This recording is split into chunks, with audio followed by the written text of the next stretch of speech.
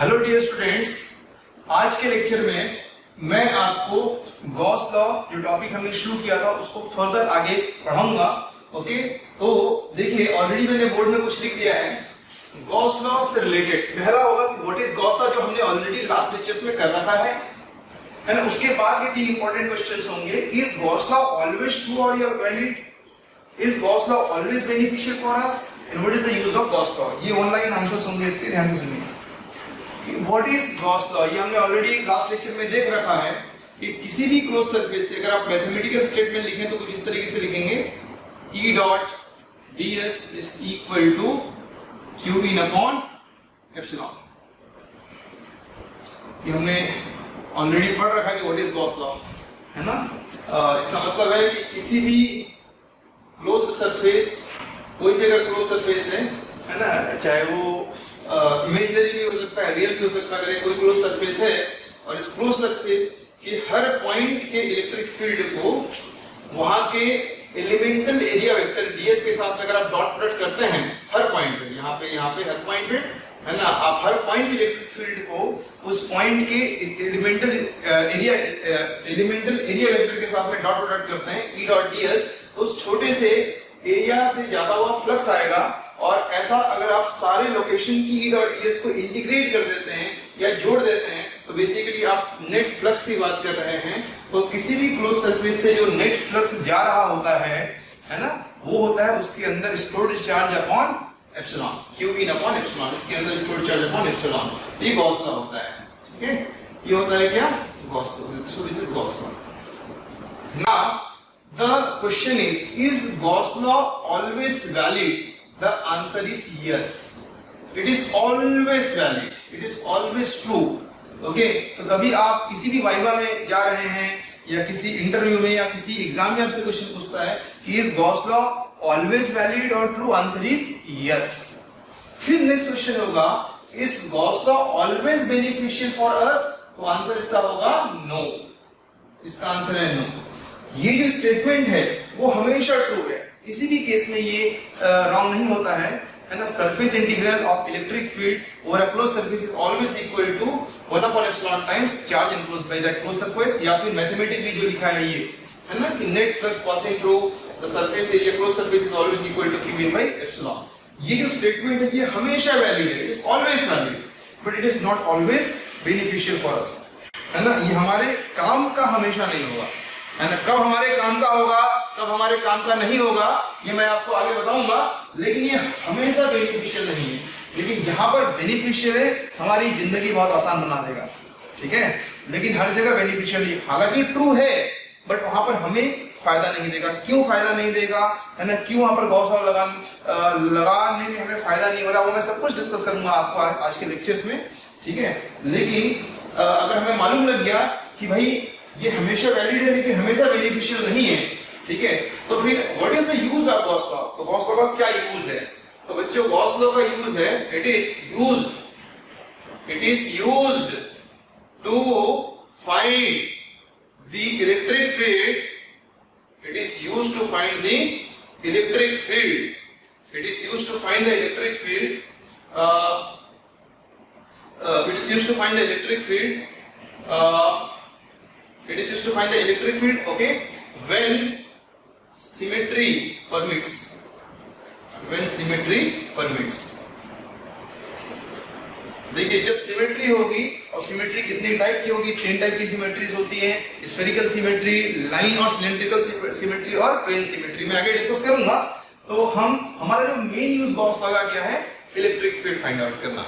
अब आप बोलेंगे सर इलेक्ट्रिक फील्ड तो हमने गॉस लॉ का यूज करके भी निकालना सीख लिया था, 1 upon 4 pi epsilon q by r square, उसको वेक्टर सम करके। बिल्कुल, हम इलेक्ट्रिक फील्ड गॉस लॉ से भी निकाल सकते हैं, कोई प्रॉब्लम नहीं है।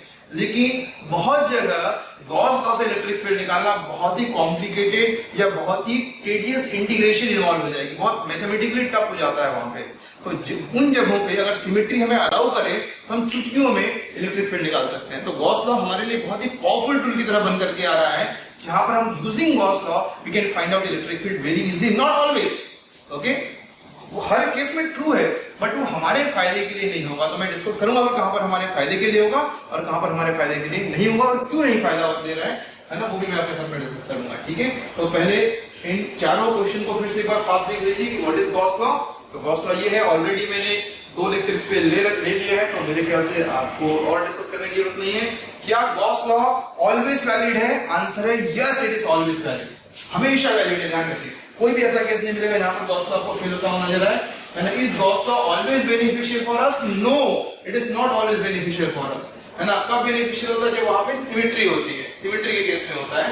और what is the use of Gauss law? हम गॉस लॉ का क्या यूज करते हैं? To find out the electric field, and to find out the electric field when symmetry permits। जब सिमेट्री परमिट करती है उस केस में हम इलेक्ट्रिक फील्ड निकालना चाहते हैं। तो चलिए मैं बिना देरी के हुए आज का लेक्चर में इलेक्ट्रिक फील्ड निकालना सिखा रहा हूं। ओके, चलिए बोल्ड आउट करते हैं।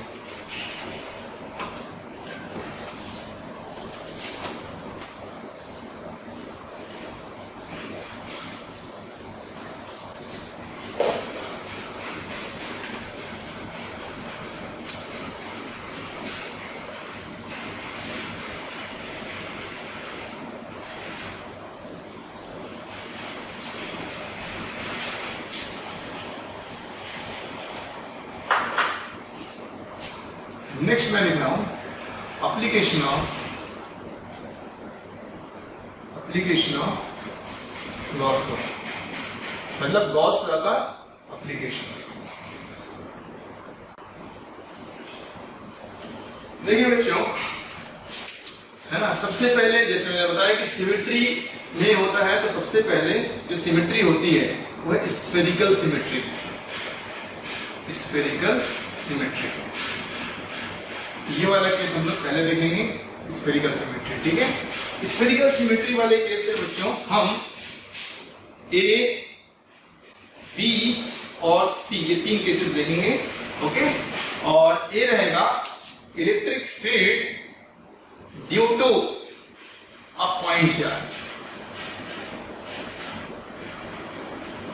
Electric field due to a point charge पहले, फिर electric field due to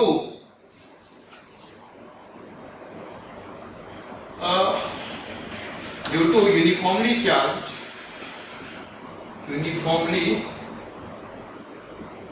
charged hollow sphere। ठीक है, electric field due to uniformly charged hollow sphere, and second electric field due to uniformly charged solid sphere।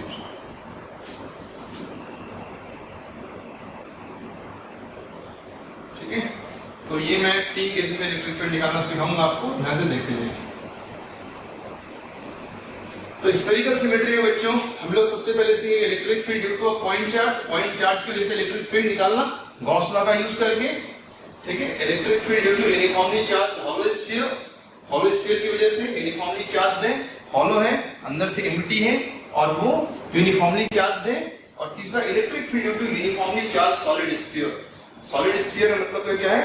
वो sphere पूरा solid है, अंदर से भरा हुआ है, जैसे क्रिकेट की बॉल हो गई, है ना, पूरा सॉलिड भरा हुआ है और वो पूरे through out the volume uniformly charged है। ठीक है, उसकी वजह से इलेक्ट्रिक फील्ड एक एक करके स्टार्ट करता है। चलिए, पहले electric field due to a point charge. देखिए बच्चों, मान लीजिए कि ये यहां पर एक पॉइंट चार्ज है Q, ठीक है, और इसकी वजह से हमें इलेक्ट्रिक फील्ड निकालनी है। ध्यान से सुनिए, और मुझे सपोज इलेक्ट्रिक फील्ड निकालनी है इस पॉइंट पे, है ना, इस पॉइंट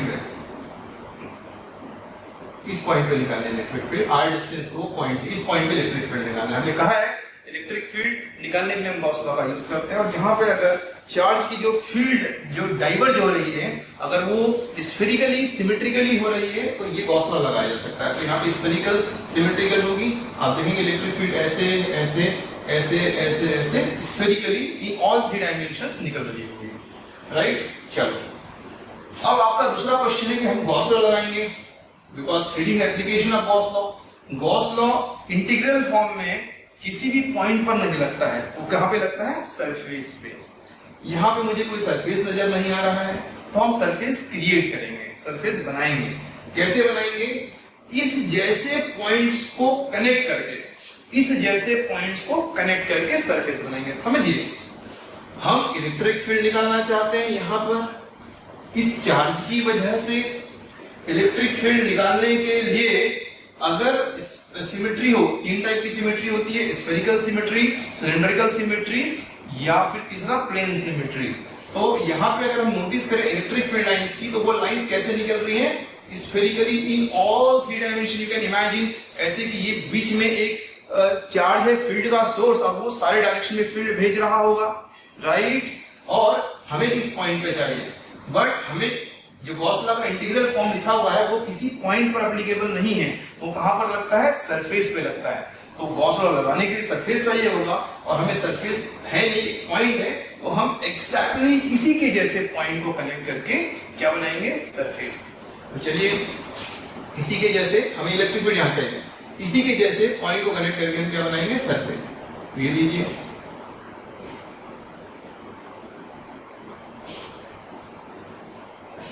ठीक है, इस तरीके से ये एक सरफेस बन गया। देखिए, इसी के जैसे सारे के सारे पॉइंट r डिस्टेंस पर है, सारे के सारे पॉइंट कितने डिस्टेंस पर है? r डिस्टेंस पे। मतलब सारे पॉइंट इसी के जैसे हैं, इस चार्ज के रेस्पेक्ट में सारे पॉइंट कैसे हैं? आइडेंटिकल पॉइंट्स है, ये सारे पॉइंट है। ओके, ये पॉइंट आपको मालूम है ना कि कलेक्शन ऑफ पॉइंट अगर वो कंटिन्यूअस है 3D में, तो वो एक स्पेस क्रिएट करेंगे, तो यहाँ सर एक सरफेस क्रिएट करेंगे, तो इस तरीके से एक सरफेस बन रहा है। लाइन को भी आप बनाने के लिए पॉइंट को कनेक्ट कर सकते हैं, सरफेस को बनाने के लिए पॉइंट कनेक्ट कर सकते हैं, या फिर वॉल्यूम बनाने के लिए भी सरफेस को पॉइंट को कनेक्ट कर सकते हैं। तो यहाँ पर मैंने इस पॉइंट आइडेंटिकल पॉइंट्स को इस चार्ज के रिस्पेक्ट में जो भी r डिस्टेंस पे थे सबको कनेक्ट कर दिया, और मुझे क्या मिल गया? सरफेस। और इस सरफेस पर मैं गॉस लॉ अप्लाई करूंगा, तो इसको हम लोग एक नाम देते हैं गॉसियन सरफेस। इस सरफेस को हम क्या बोलते हैं? Gaussian surface. This surface has got a unique name, Gaussian surface.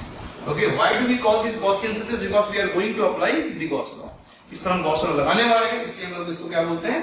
Gaussian surface. तो ये गॉसियन सरफेस हमने क्रिएट किया है ना, और इसी के जैसे पॉइंट्स को कनेक्ट किया है ना। ऐसे नहीं कि यहाँ का पॉइंट को ऐसा करके कनेक्ट कर दिया, ऐसे नहीं है ना, हमने इसी के जैसे पॉइंट को कनेक्ट किया है, identical to this point. Okay, चलिए, अब बच्चों अपने को यहाँ पे इलेक्ट्रिक फील्ड चाहिए। कहाँ पर इलेक्ट्रिक फील्ड चाहिए? यहाँ पर। अब देखिए, इलेक्ट्रिक फील्ड चाहिए, उसके लिए गॉस लॉ लगाना है, और गॉस लॉ लगाने के लिए गॉसियन सरफेस की जरूरत थी, तो सरफेस तो मैंने बना दिया। अब स्टार्ट करते हैं गॉस लॉ लिखने के लिए, है ना। तो देखिए, इस पॉइंट पर इलेक्ट्रिक फील्ड किस डायरेक्शन में होगी? इस डायरेक्शन में होगी, इलेक्ट्रिक फील्ड ई होगी, राइट। क्योंकि पॉइंट चार्ज की फील्ड किधर होती है बताइए? अवे।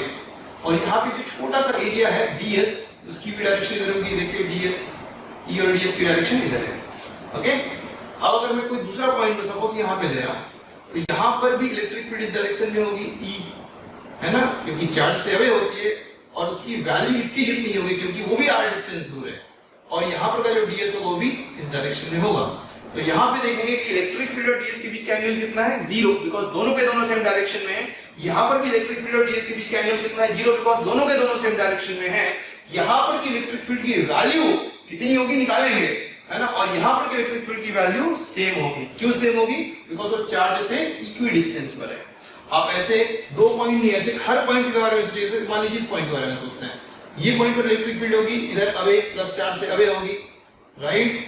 और यहाँ पे छोटा सा अगर मैं एरिया लूं ds, उसके परपेंडिकुलर एरिया वेक्टर होता है ds, तो यहाँ पे इलेक्ट्रिक फील्ड और ds के बीच का एंगल कितना है? 0। तो आप एक चीज नोटिस कर रहे हैं, इस गॉसियन सरफेस में जो कि स्फेरिकल शेप का है, उसके हर पॉइंट पर इलेक्ट्रिक फील्ड रेडियली अवे है और ds की डायरेक्शन भी रेडियली अवे है। इसलिए हर पॉइंट पर इलेक्ट्रिक फील्ड और ds के बीच का एंगल कितना है? 0।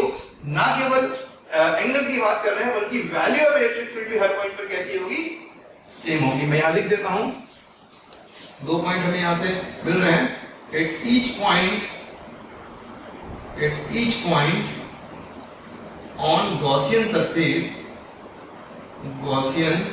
Surface angle between electric field and ds is same and it is equal to 0. it is equal to 0. That is the first point. The second point is the value of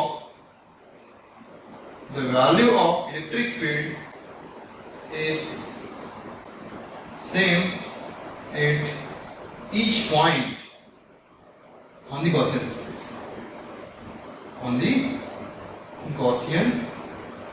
समझिए, ये दो point हमने analysis से देख लिया। Electric field और DS के बीच में एंगल हर जगह जीरो रहेगा, सेम रहेगा, जीरो रहेगा, और वैल्यू भी इलेक्ट्रिक फील्ड की हर जगह सेम रहेगी, क्योंकि सारे के सारे पॉइंट जो गॉसियन सरफेस बनाने में यूज हुए हैं सारे के सारे आर डिस्टेंस पे हैं। अब चलो हम गॉस लॉ का यूज करते हैं। मैं अब स्टार्ट कर रहा हूं, है ना। I am writing the apply Gauss law, apply Gauss law, apply Gauss law. तो what is Gauss law? It is this, E dot ds is equal to q in by epsilon।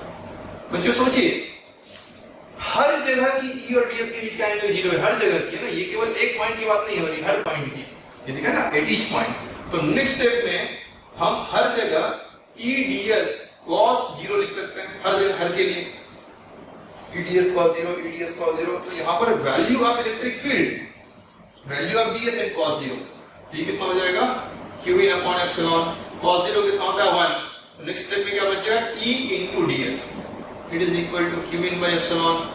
अब चूंकि ये magnitude है, value है, constant है, देखिए value of E same, तो हर जगह E सेम है, तो उसे बाहर निकाल सकते हैं, E को ये लीजिए बाहर निकाल दिया, है ना, into q in by epsilon। अब बच्चों ध्यान से सुनिए, ये जो ds का इंटीग्रेशन होगा पूरे सरफेस में, तो क्या बन जाएगा? पूरा सरफेस एरिया कितना बनेगा बताओ? ये बन जाएगा 4 पाई r स्क्वायर, इस इंटीग्रेशन ऑफ ds। और उस गॉसियन सरफेस के अंदर कितना चार्ज है? q चार्ज है, q is equal to q, ये कितना हो जाएगा? q upon epsilon. यहां से इलेक्ट्रिक फील्ड की वैल्यू क्या आ जाएगी बताइए? इसके उधर ले जा लो, it is 1 upon 4 pi epsilon q upon r square, इसे हम लोग k बोलते हैं। इलेक्ट्रिक फील्ड की वैल्यू क्या आ जाएगी बोलो? kq by r square. तो आपको अभी लगेगा यार ये तो हमने पहली गॉस लॉ में इतनी आसानी से कर दिया था। हाँ ठीक है, बट जैसे जैसे क्वेश्चंस की डिफिकल्टी लेवल बढ़ती जाएगी आपको समझ में आएगा कि हाँ ये अप्रोच है ना आसान रहेगा, क्योंकि हम ऐसे केसेस में या डिफरेंट केसेस में गॉस लॉ से आसानी से निकाल पाएंगे। तो मेरे ख्याल से electric field due to a point charge using Gauss law के सामने मैंने डिराइव कर दिया है। मैंने पहला केस हो चुका है electric field due to a point charge. समझ आ गया बच्चों? पॉइंट चार्ज की वजह से इलेक्ट्रिक फील्ड कितनी होती है? kq by r square. ठीक है, चलिए हम अब आगे बढ़ते हैं। इसे मैं रख कर रहा हूं और केस बी पे आ रहा हूं।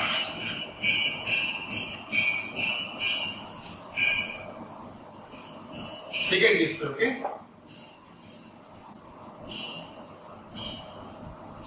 B case, case B.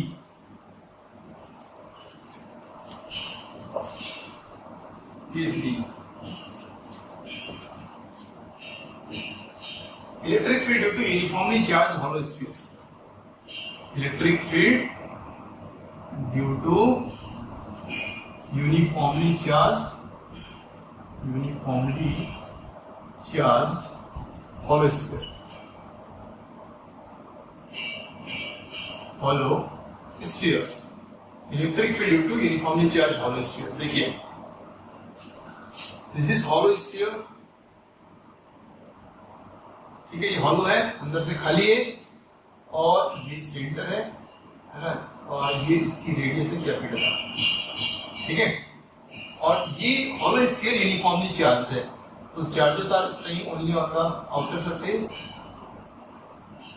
Non uniform नहीं कहता है, ध्यान से समझना। और इस पूरे के पूरे सरफेस पे, है ना, हॉलो अंदर तो चार्ज स्टे नहीं करेगा, इट इज हॉलो, ओके। और इसमें हमने कितना चार्ज दिया बच्चों? इसको चार्ज दिया प्लस क्यू, चार्ज क्यू दिया हुआ है, और हमें एक इलेक्ट्रिक फील्ड निकालना है। We want to find out electric field at 1 r lesser than r पे, and second r greater than r। What do you mean by r lesser than r? Inside point, inside points, and second r greater than r outside points।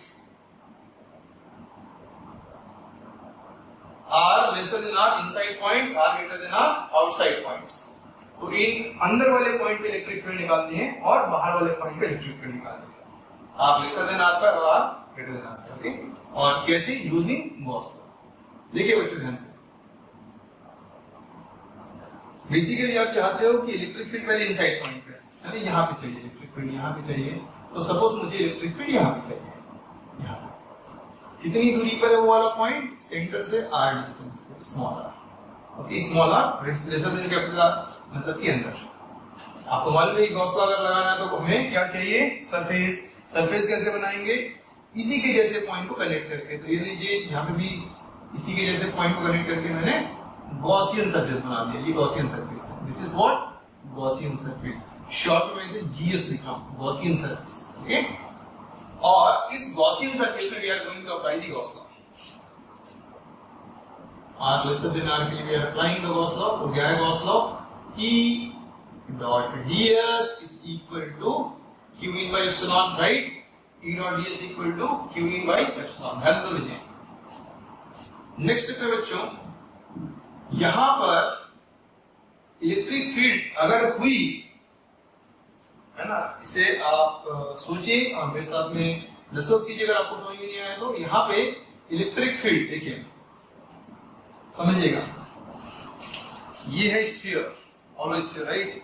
और अगर मुझे suppose कीजिए यहां पे electric field की बात करनी है इस पॉइंट में, तो मैं इसे यहां से मतलब आप अलोंग द डायमीटर कट कर रहा हूं, तो ये दो पार्ट में ब्रेक हो जाएगा, इस साइड वाले और इस साइड वाले पार्ट में। और यहाँ पर इलेक्ट्रिक फील्ड अगर हुई तो इसकी वजह से इलेक्ट्रिक फील्ड इस साइड में होगी, इसकी वजह से इलेक्ट्रिक फील्ड इस साइड में होगी, और नेट इलेक्ट्रिक फील्ड इसी लाइन के अलोंग रहेगी, मतलब अलोंग दी रेडियस ही रहेगी। अगर रही तो ये electric field along the radius ही रहेगी। तो हर जगह ऐसा ही होगा, हर पॉइंट पे से बाइसेक्ट कर सकते हैं। तो यहाँ पे एंगल जो होगा E और ds के बीच में हर जगह क्या रहेगा? आइदर 0 या 180, सेम एंगल रहेगा। और अगर एंगल सेम रहेगा तो नेक्स्ट स्टेप में इसको सिंपली E ds cos 0 ले रहा हूं, ठीक है। और यहाँ पे क्या बताइए? q in upon epsilon। इन पॉइंट्स पर चूंकि आइडेंटिकल पॉइंट्स हैं with respect to charge distribution के हिसाब से आइडेंटिकल पॉइंट है, मतलब ये पॉइंट जिस तरीके से चार्ज के डिस्ट्रीब्यूशन को एक्सपीरियंस कर रहा होगा, एग्जैक्टली हर पॉइंट भी है ना वैसा ही चार्ज एक्सपीरियंस कर रहा होगा। मतलब ये पॉइंट्स आइडेंटिकल हैं इन एवरी रिस्पेक्ट, है ना। Not only they are equal distance from centre but also with respect to charge distribution they all are identical. Hence the value of electric field is going to be same at each point. Hence we can take out of the integration और यहाँ पे आ जाएगा q in upon epsilon, है ना। पुरानी कहानी है, ds का इंटीग्रेशन कितना हो जाएगा बच्चों? 4 pi r square, ओके। अब आएगा q in। देखिए ये जो मैंने ब्लू कलर से गॉसियन सरफेस बनाया उसके अंदर कोई भी चार्ज नहीं है, बिकॉज जो भी चार्ज इसके आउटसाइड है। तो यहाँ पे राइट साइड में 0 बाई एप्सिलॉन हो जाएगा। q in कितना हो जाएगा बताइए? 0 बाई एप्सिलॉन। तो यहाँ पे इलेक्ट्रिक फील्ड इनटू 4 पाई r स्क्वायर कितना हो जाएगा? 0। इलेक्ट्रिक फील्ड की वैल्यू कितनी हो जाएगी? 0। तो ये इनसाइड पॉइंट पर इलेक्ट्रिक फील्ड कितना है बच्चों? 0। ध्यान रखिए, मतलब इनसाइड पॉइंट पर हमने जो इलेक्ट्रिक फील्ड निकाला है वो कितना आ गया? 0। यहाँ पर इलेक्ट्रिक फील्ड 0 है। इस पूरे रीजन पे electric field is absent, no electric field, है ना, inside this hollow sphere which is uniformly charged. तो अंदर कोई फील्ड नहीं होती, हमने गॉस लॉ से बता दिया है। अब आते हैं सेकंड केस में, इसी का second part, when r is greater than r, when r is greater than outside point के लिए, मतलब हमें इलेक्ट्रिक फील्ड यहाँ पे चाहिए, इन पॉइंट्स पर हमें इलेक्ट्रिक फील्ड चाहिए, यहाँ पे इलेक्ट्रिक फील्ड चाहिए, r ग्रेटर देन r। चलिए फिर से स्टार्ट करते हैं। It is E dot ds is equal to q in upon epsilon। अच्छा, लेकिन हमें गॉस कहाँ पे निकालना है? सपोज यहाँ पे निकालना है, फॉर एग्जांपल सपोज हमें यहाँ पे निकालना है इलेक्ट्रिक फील्ड, है ना। कितनी दूरी पर है? सेंटर से r दूरी पर है। इस पॉइंट पे क्यों निकालना? बिकॉज़ वो r ग्रेटर देन r के लिए, मतलब r आउटसाइड के लिए हम इस वाले केस के लिए दे रहे हैं। गॉस का यूज करना हाँ, लेकिन उसके लिए सरफेस चाहिए, तो कोई बात नहीं, हम बना लेंगे सरफेस। कैसे बनाएंगे?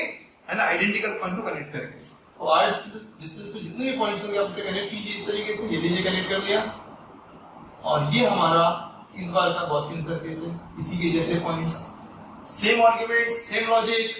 हर पॉइंट पे इलेक्ट्रिक फील्ड अगर होगी तो रेडियल होगी, ds ऑब्वियसली रेडियल ही होगा, है ना, हर पॉइंट पे, ना। इस तरीके से अगर आप देखेंगे तो यहाँ पे इलेक्ट्रिक फील्ड इस डायरेक्शन में होगी, डीएस का डायरेक्शन इधर होगा और value of electric field her point पर सेम होगी।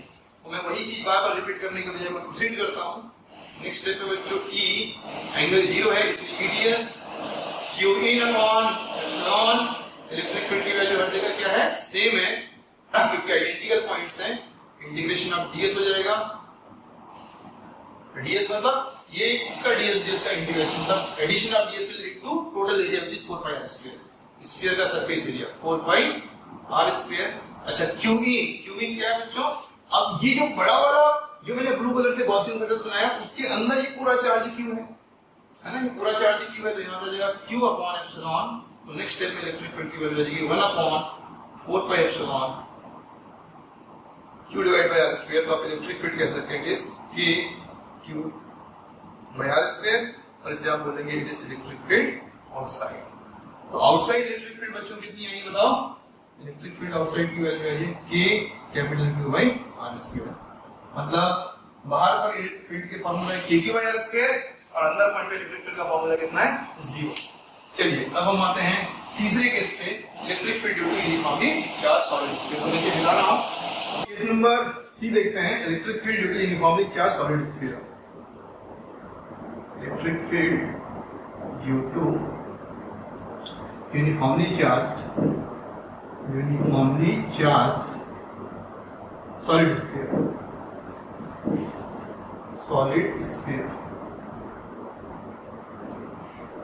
इसे बच्चों ये एक स्फीयर है विच इज सॉलिड मतलब अंदर पूरा भरा हुआ है और यहाँ पे पूरे वॉल्यूम में चार्ज डिस्ट्रीब्यूटेड है, okay, through out the volume.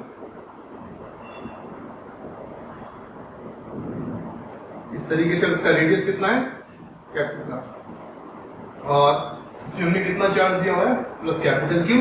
और हमें इलेक्ट्रिक फील्ड जाननी है दो जगहों पे, फिर से electric field at R lesser than R पे और दूसरा electric field at R greater than R पे। इसे हम इनसाइड पॉइंट बोलेंगे, इनसाइड पॉइंट्स, और इसे हम क्या बोलेंगे बताइए, आउटसाइड पॉइंट्स।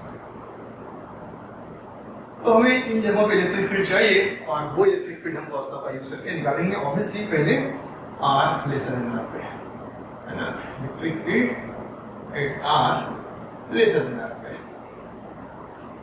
तो अभी सपोज हमें इलेक्ट्रिक फील्ड यहाँ पे चाहिए, ये अंदर है ना, यहाँ से यहाँ तक की दूरी स्मॉल आर है, ध्यान से समझिएगा बच्चों। अब समझना, यहाँ चाहिए गॉस लॉ लगाना है, सरफेस की जरूरत है, इसके जैसे पॉइंट्स को कनेक्ट करके हम सरफेस बनाएंगे। तो यहाँ पे भी आर डिस्टेंस इसके जैसे आर डिस्टेंस पे जितने भी पॉइंट्स है स्मॉल आर डिस्टेंस पे सबको कनेक्ट कर दो और ये सरफेस क्या कहलाएगा, Gaussian surface GS, okay.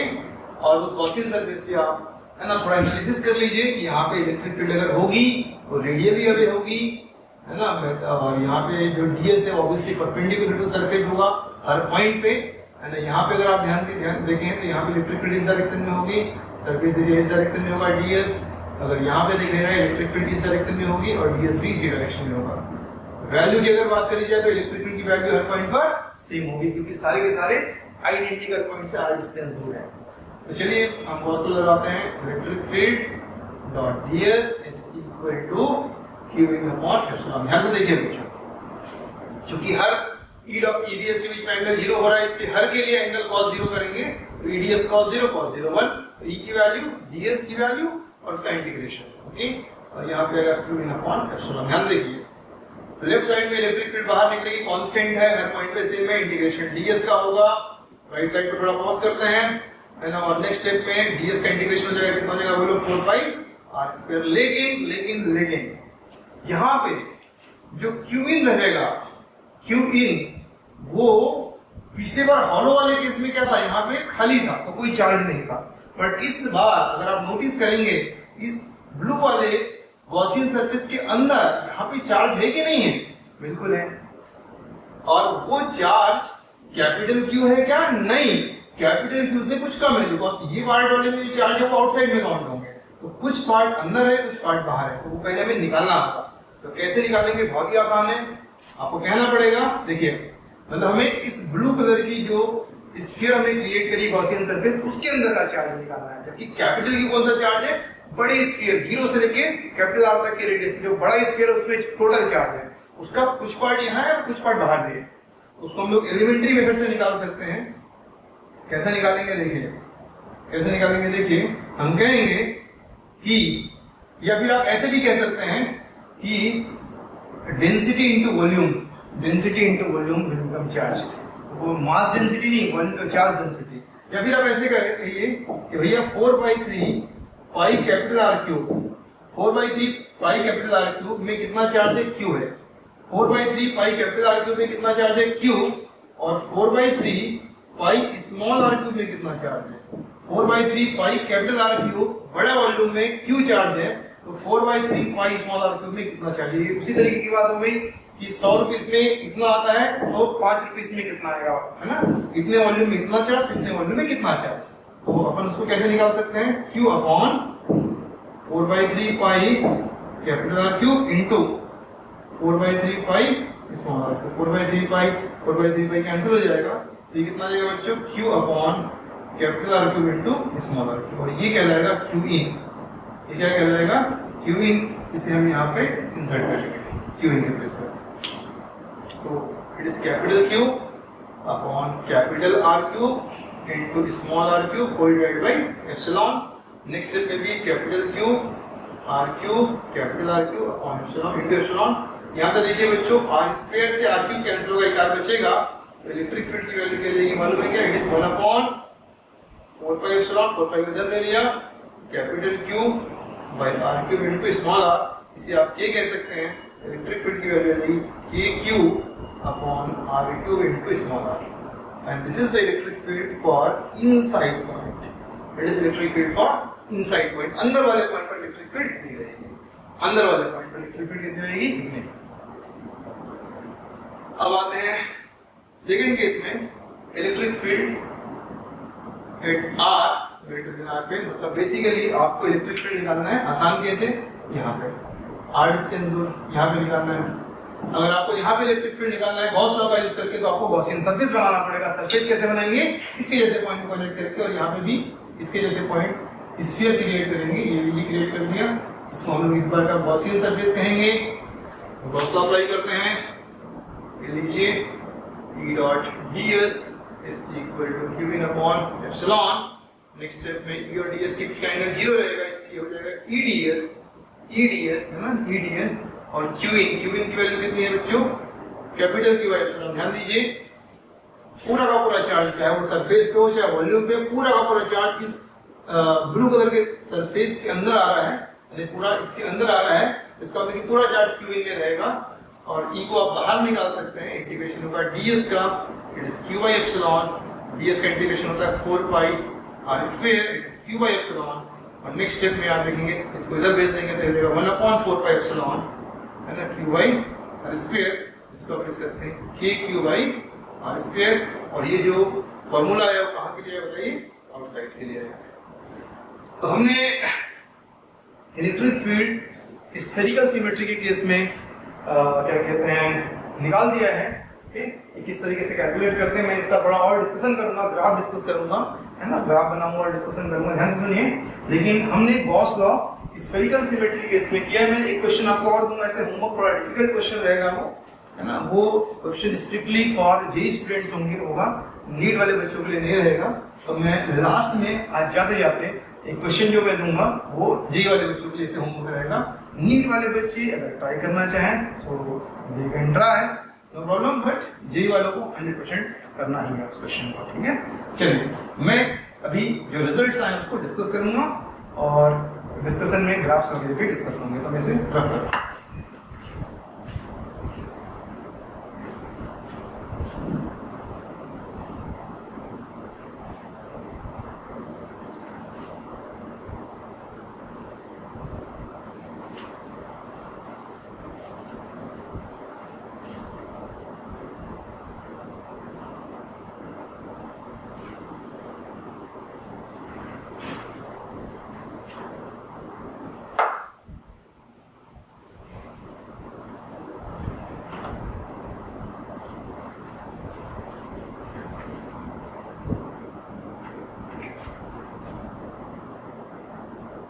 electric field in case of spherical symmetry.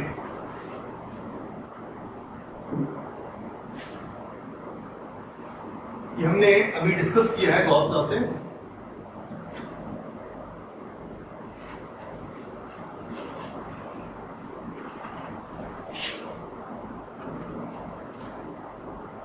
Electric field due to a point charge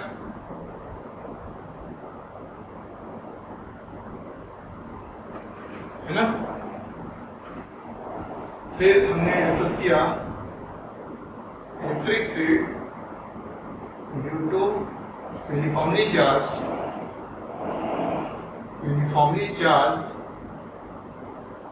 hollow sphere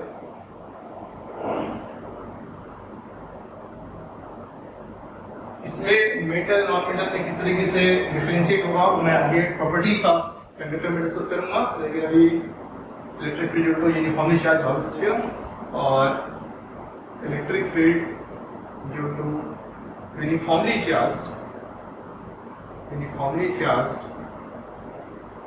solid sphere ये तीन केस हमने डिस्कस किए बच्चों। तो यहाँ पे जो इलेक्ट्रिक फील्ड का फॉर्मूला आया था वो आया था KQ/R²। यहाँ पे दो केसेस हमने डिस्कस कर रहे थे, एक था R के लिए इनसाइड पॉइंट के लिए और एक था R के लिए आउटसाइड पॉइंट के लिए, राइट है ना। इनसाइड पॉइंट के लिए और आउटसाइड पॉइंट के लिए। तो यहाँ पे इनसाइड पॉइंट पे जो इलेक्ट्रिक फील्ड आई थी कितनी आई थी 0। इनसाइड पॉइंट पे इलेक्ट्रिक फील्ड कितनी आई थी 0 और आउटसाइड पॉइंट पे इलेक्ट्रिक फील्ड आई तो कितनी आई थी KQ/R²। मैं चार्ज को कैपिटल क्यू ले रहा हूँ, वहां पे स्मॉल क्यू लिखा था डेरिवेशन में। और यहाँ पे भी हमने दो केस देखे थे, R के लिए और R के लिए, है ना। और यहाँ पे जो इलेक्ट्रिक फील्ड आई थी KQ/R³ into small r। Electric field आई थी इनसाइड पॉइंट के लिए और यहाँ पे जो इलेक्ट्रिक फील्ड आई थी आउटसाइड के लिए वो सेम आई थी यानी KQ/R²। तो अगर मैं इसका ग्राफ बनाना चाहूँ बच्चों तो देखिए सारे केसेस का ग्राफ बनेगा। इस केस का ग्राफ तो बहुत ही सिंपल है, इधर है इलेक्ट्रिक फील्ड, इधर है R और जैसे जैसे R बढ़ता जाएगा इलेक्ट्रिक फील्ड डिक्रीज होती जाएगी। तो ये कुछ हाइपरबोलिक ग्राफ बनेगा इसका। कह सकते हैं electric field proportional to 1/R²। जैसे जैसे R बढ़ता जाएगा वैसे वैसे इलेक्ट्रिक फील्ड कम होती जाएगी। R जब टेंडिंग टुवर्ड्स 0 है it is tending towards infinity. जब R बहुत ही छोटा होगा 0 तो इंफिनिटी हो जाएगा। यहाँ पे अगर हम नोटिस करें इलेक्ट्रिक फील्ड वर्सेस R का ग्राफ, तो ग्राफ कुछ ऐसा बनेगा, ध्यान से नोटिस कीजिए। सबसे पहले जो R है जब तक सरफेस नहीं आ जाता, मतलब ये R =R यहाँ पर, जब तक सरफेस नहीं आ जाता तब तक इलेक्ट्रिक फील्ड की वैल्यू को आपको क्या रखना पड़ेगा 0 0 0। देखिए इलेक्ट्रिक फील्ड को मैंने 0 रखा हुआ है क्योंकि अभी यहाँ पे देखोगे R की वैल्यू कैपिटल R से छोटी, R की वैल्यू कैपिटल R से छोटी है। तो क्या है ना, R 0 से लेकर के सरफेस तक इलेक्ट्रिक फील्ड की वैल्यू 0 है और जैसे ही सरफेस आएगा ये वाला फॉर्मूला चालू हो जाएगा और उसके हिसाब से इलेक्ट्रिक फील्ड ऐसे स्टार्ट होगी। तो यहाँ पे देखेंगे electric field outside is proportional to 1/R²। तो इस तरीके से बन रहा है इलेक्ट्रिक फील्ड इनसाइड कितना है बोलो 0 और ये मैक्सिमम इलेक्ट्रिक फील्ड सरफेस के आउटर साइड में है, ये वाली वैल्यू मैक्सिमम। ठीक है, समझ में आ गया। इलेक्ट्रिक फील्ड का जो ग्राफ होगा ऐसा बनेगा इस वाले केस में। देखिए it is 0 and then proportional to 1/R² ना, ऐसा करेगा ग्राफ। इट इज 0 फिर सरफेस पे फिर यहाँ पे ऐसा, ये वाला पार्ट और ये वाला पार्ट ग्राफ का पार्ट है इसमें। ठीक है, यहाँ पर अगर हम ध्यान से नोटिस करें तो यहाँ पे electric field proportional to R हुआ। देखिए इनसाइड पॉइंट पे it is proportional to R because ये कांस्टेंट है, प्रोपोर्शनल टू R है ना, तो लीनियर ग्राफ मतलब यहाँ पे कैसा ग्राफ बनेगा देख लीजिए। इधर है इलेक्ट्रिक फील्ड, इधर है R। बच्चों यहाँ पे electric field proportional to R straight line का ग्राफ बनेगा। कब तक? जब तक R = R नहीं हो जाता सरफेस तक, बिकॉज जैसे सरफेस क्रॉस होगा सरफेस आ जाएगा या सरफेस क्रॉस होगा, उसके बाद ये फॉर्मूला वैलिड है, फिर ये आउटसाइड वाला फॉर्मूला वैलिड है, इसके हिसाब से प्रोपोर्शनल टू 1/r² का करना। और नोटिस कीजिए यहाँ पे electric field outside is proportional to 1/r², electric field inside is proportional to r। और मैक्सिमम कहाँ पर है? यहाँ पे सरफेस पर। This is the maximum electric field. Electric field का डेरिवेशन मैंने कर दिया है डिफरेंट केसेस में, ओके। यहाँ पे ग्राफ कैसा होगा ये सब मैंने डिस्कस कर दिया आप लोगों के साथ में। अब बच्चों मैं आज का लेक्चर यहाँ पे फिनिश करूंगा और आपको एक होमवर्क क्वेश्चन देता हूँ बोर्ड पे, है ना, जो केवल जेईई वाले बच्चे सॉल्व करेंगे, नीट वाले बच्चों के लिए ऑप्शनल है। चलिए ओके स्टूडेंट्स, तो ये बोर्ड पे जो क्वेश्चन लिखा हुआ है ये आपका होमवर्क क्वेश्चन है ना। जेईई स्टूडेंट्स के लिए कंपलसरी है और नीट वाले बच्चों के लिए ऑप्शनल है, यानी कि ऑप्शनल है। थोड़ा मैथ्स है इसमें। तो a non-uniform but spherical symmetrically distribution of charge has a charge density rho given as follows: rho equal to rho naught bracket में 1 minus small r by capital R or r lesser than or equal to capital R, where rho naught is 3 by pi r cube is a constant and rho is equal to 0 for r greater than capital R। आपको electric field निकालनी है inside और outside दोनों reason पे। तो आप ये करिए होमवर्क, और मैं आज के लेक्चर में आपको बस इतना ही पढ़ा रहा हूँ। नेक्स्ट लेक्चर में आपको गॉस लॉ का जो बचे हुए 2 एप्लीकेशन से वो कराऊंगा। Okay students, thank you. में से मैक्सिमम बच्चे सोच रहे होंगे कि सर फिजिक्स का जो चैप्टर है वो खत्म ही नहीं हो रहा है, लेक्चर 13, 14 अब 15 की बारी आ गई है।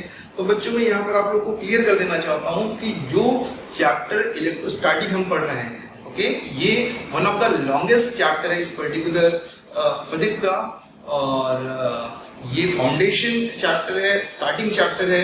इसे अगर आप स्ट्रॉन्ग नहीं रखेंगे तो आगे इलेक्ट्रोडायनेमिक्स, जैसे कि मैंने बताया, इलेक्ट्रोडायनेमिक्स ऐसे यूनिट है ना क्लास 12 के फिजिक्स में बहुत बड़ा वेटेज रखती है ना। तो इसे करना है, और आप जैसे जैसे लेक्चर्स आगे बढ़ते जाएंगे, है ना, सिलेबस आगे बढ़ता जाएगा, आप पाएंगे कि आखिरी के जो चैप्टर्स हैं वो हार्डली 1 या 2 दिन में खत्म हो जाते हैं। तो बच्चों घबराइए नहीं, हम एकदम सही स्पीड से जा रहे हैं।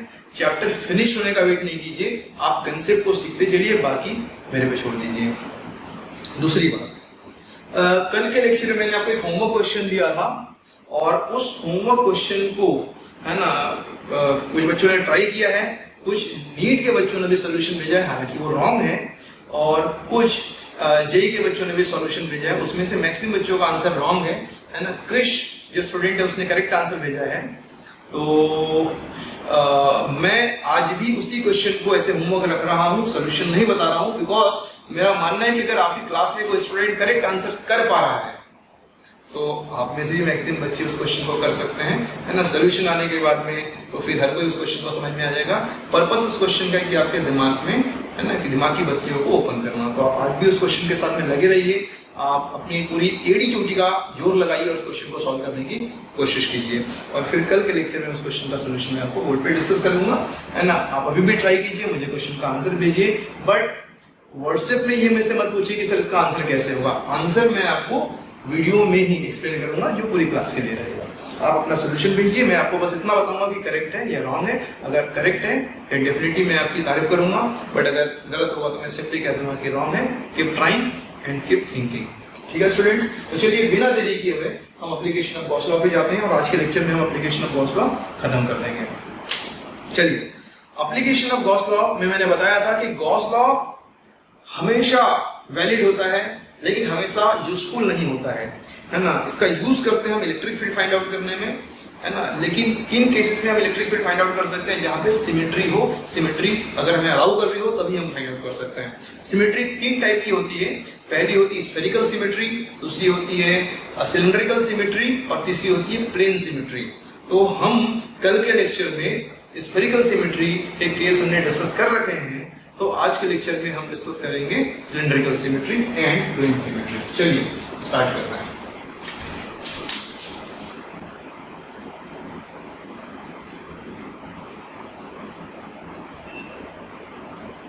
Second case, cylindrical symmetry. Cylindrical symmetry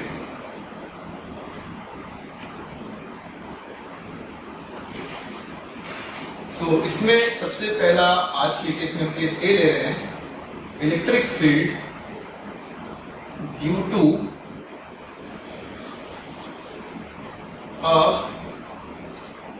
due to uniformly charged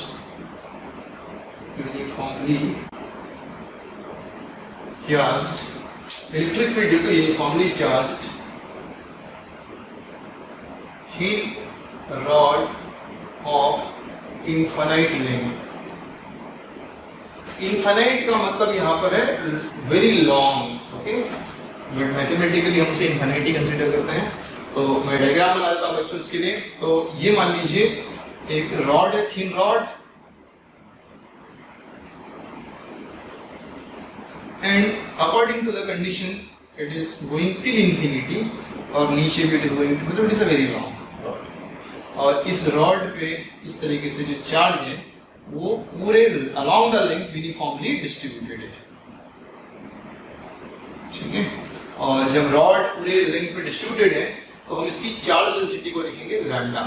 क्या लिखेंगे? Lambda, lambda coulomb per metre. और ये क्या कहलाता है बच्चों? It is called as linear charge density, linear charge density, lambda coulomb per metre, है ना। कि अगर आप इसमें से 1 मीटर कट करेंगे तो कितना चार्ज मिलेगा? लैम्डा। 2 मीटर कट करेंगे तो कितना मिलेगा? 2 लैम्डा। तो it is lambda coulomb per metre उसकी चार्ज डेंसिटी है। और हमें बच्चों इलेक्ट्रिक फील्ड निकालनी है, कहाँ पे? सपोज यहाँ पे इस पॉइंट पे इलेक्ट्रिक फील्ड निकालनी है, जो कि थिन रॉड से कितने डिस्टेंस पर है? r डिस्टेंस पे। इस पॉइंट पे इलेक्ट्रिक फील्ड चाहिए, इस पॉइंट पे इलेक्ट्रिक फील्ड चाहिए हमें। अगर हमें इस पर्टिकुलर पॉइंट पे इलेक्ट्रिक फील्ड चाहिए तो वो कैसे निकालेंगे? ध्यान से सुनिए। और हमें गॉस लॉ का यूज करके निकालना है, गॉस लॉ का यूज करके निकालना है। तो सबसे पहले तो इस पॉइंट पे गॉस लॉ इंटीग्रल फॉर्म में लगता नहीं है, तो हमें गॉस लॉ अगर लगाना है तो हमें सरफेस की रिक्वायरमेंट होती है। और एक पॉइंट है तो हमें सरफेस क्रिएट करना पड़ेगा। तो हम पॉइंट्स को जोड़ेंगे तो सरफेस बन जाएगा, लेकिन कोई भी रैंडम पॉइंट को जोड़ोगे तो रैंडम शेप का सरफेस बन जाएगा, जो हमारे लिए फायदे का नहीं है। तो कैसे पॉइंट को कनेक्ट करना है? ऐसे पॉइंट्स को कनेक्ट करना है जो आइडेंटिकल हो, आइडेंटिकल हो, ठीक है। तो अगर आप थोड़ा ध्यान से सोचें कि आइडेंटिकल पॉइंट कैसे होंगे, तो अभी हमने इससे पहले लेक्चर में, है ना, कल के लेक्चर में आपको बताया था कि स्फेरिकल आता है आइडेंटिकल को जोड़ने पे। तो अगर मैं यहाँ पे आइडेंटिकल पॉइंट्स को जोड़ के स्फीयर बनाऊंगा, मान लीजिए, है ना, वो बताऊंगा कि यहाँ पे स्फेरिकल सिमेट्री नहीं लगेगी, है ना, बट डिस्कस करने के लिए अगर मैं लूं तो देखो क्या दिक्कत आएगी। तो मान लीजिए मैंने ऐसा गॉसियन सरफेस ले लिया। अब बच्चों प्लीज ध्यान से सुनना। सपोज कीजिए कि ये रॉड है, ऐसा थिन रॉड है, इंफिनिटी टू इंफिनिटी, और यहाँ से जो इलेक्ट्रिक फील्ड लाइंस है वो कैसे निकलेंगी? ऐसे ऐसे ऐसे ऐसे, है ना, हर पॉइंट से ऐसे इलेक्ट्रिक फील्ड लाइंस निकलेंगी, राइट। और अगर आप इसको स्फीयर से कवर कर रहे हैं, स्फीयर से मतलब इस पॉइंट से इलेक्ट्रिक फील्ड लाइंस ऐसे जा रही है, ऊपर वाले पॉइंट से इलेक्ट्रिक फील्ड लाइंस ऐसे जा रही है, ऊपर वाले पॉइंट से इलेक्ट्रिक फील्ड लाइंस ऐसे जा रही है, आपकी तरफ आ रही है, तो ये इस तरीके से फैल रही है। मतलब आप समझ रहे हैं, ये सिलेंड्रिकली ऐसा स्प्रेड हो रही है, सिलेंड्रिकली। मतलब अगर मैं ऊपर से देखूंगा तो ऊपर से देखने पे कैसा दिखेगा? ऊपर से देखने से रॉड ऐसा पॉइंट जैसा दिखेगा, है ना, पॉइंट जैसा दिखेगा, और इलेक्ट्रिक फील्ड लाइंस ऐसे करके बाहर जाते हुए दिखेंगे। बट अगर आप नोटिस करेंगे तो एक्चुअली में अगर आप इसको नोटिस करेंगे, ऊपर से देख रहे हैं लेकिन आप नोटिस करेंगे तो ये सिलेंडर की जैसा है ना, ये एक्सिस बन जाएगी सिलेंडर की, और सिलेंडर के एक्सिस से, है ना, अलग अलग डायरेक्शन में आपको फील्ड लाइंस जा रही है, ऐसा अपीयर होगी या इस तरीके से फील होगी। कि अगर ये पूरी रॉड ऐसे लंबी सी रॉड है सपोज इस तरीके से, तो ये एक्सिस हो जाएगी सिलेंडर की, इलेक्ट्रिक फील्ड लाइंस ऐसे गई ऐसे गई ऐसे गई ऐसे गई, तो ये आप कह सकते हो कि आप एक्सियल डायरेक्शन में इस तरीके से फील्ड लाइंस जा रही हैं। मैं डायग्राम में क्लियर भी कर दूंगा आपको।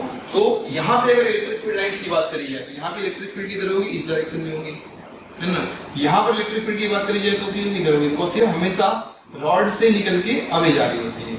यहाँ पे इलेक्ट्रिक फील्ड की बात करी जाए इस तरीके से होगी, यहाँ पे इलेक्ट्रिक फील्ड की बात करी जाए तो ऐसी रहेगी।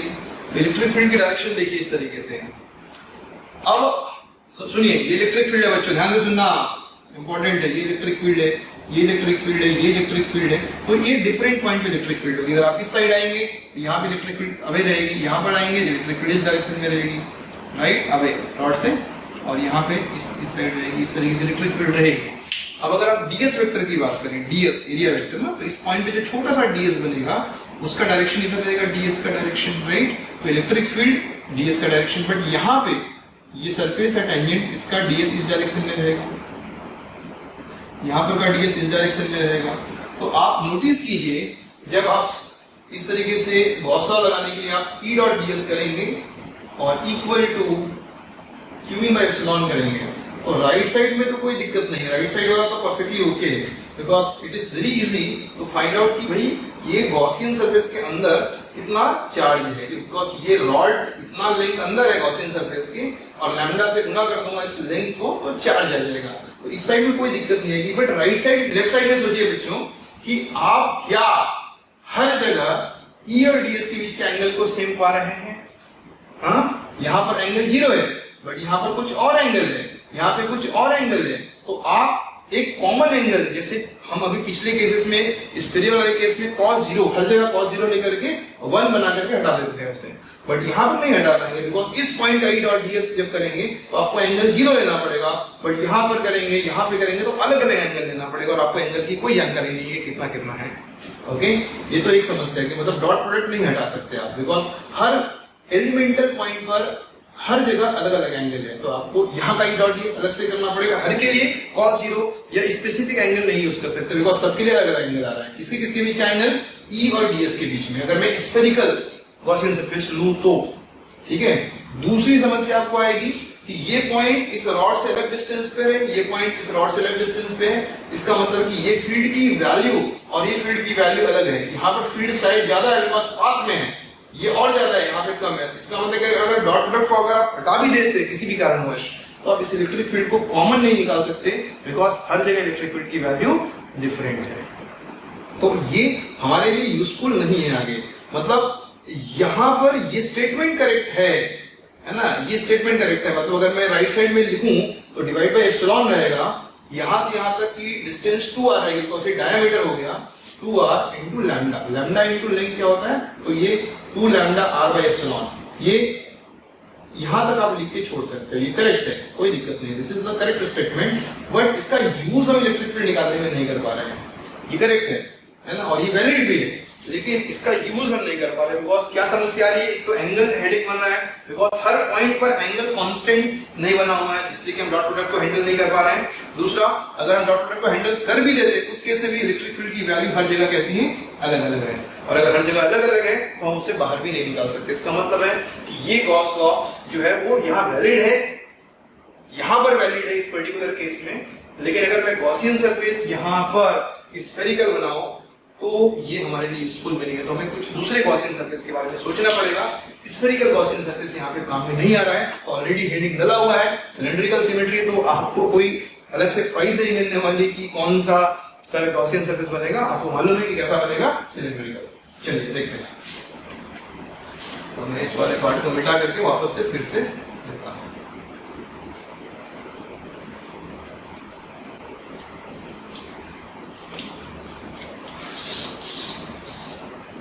बच्चों, ये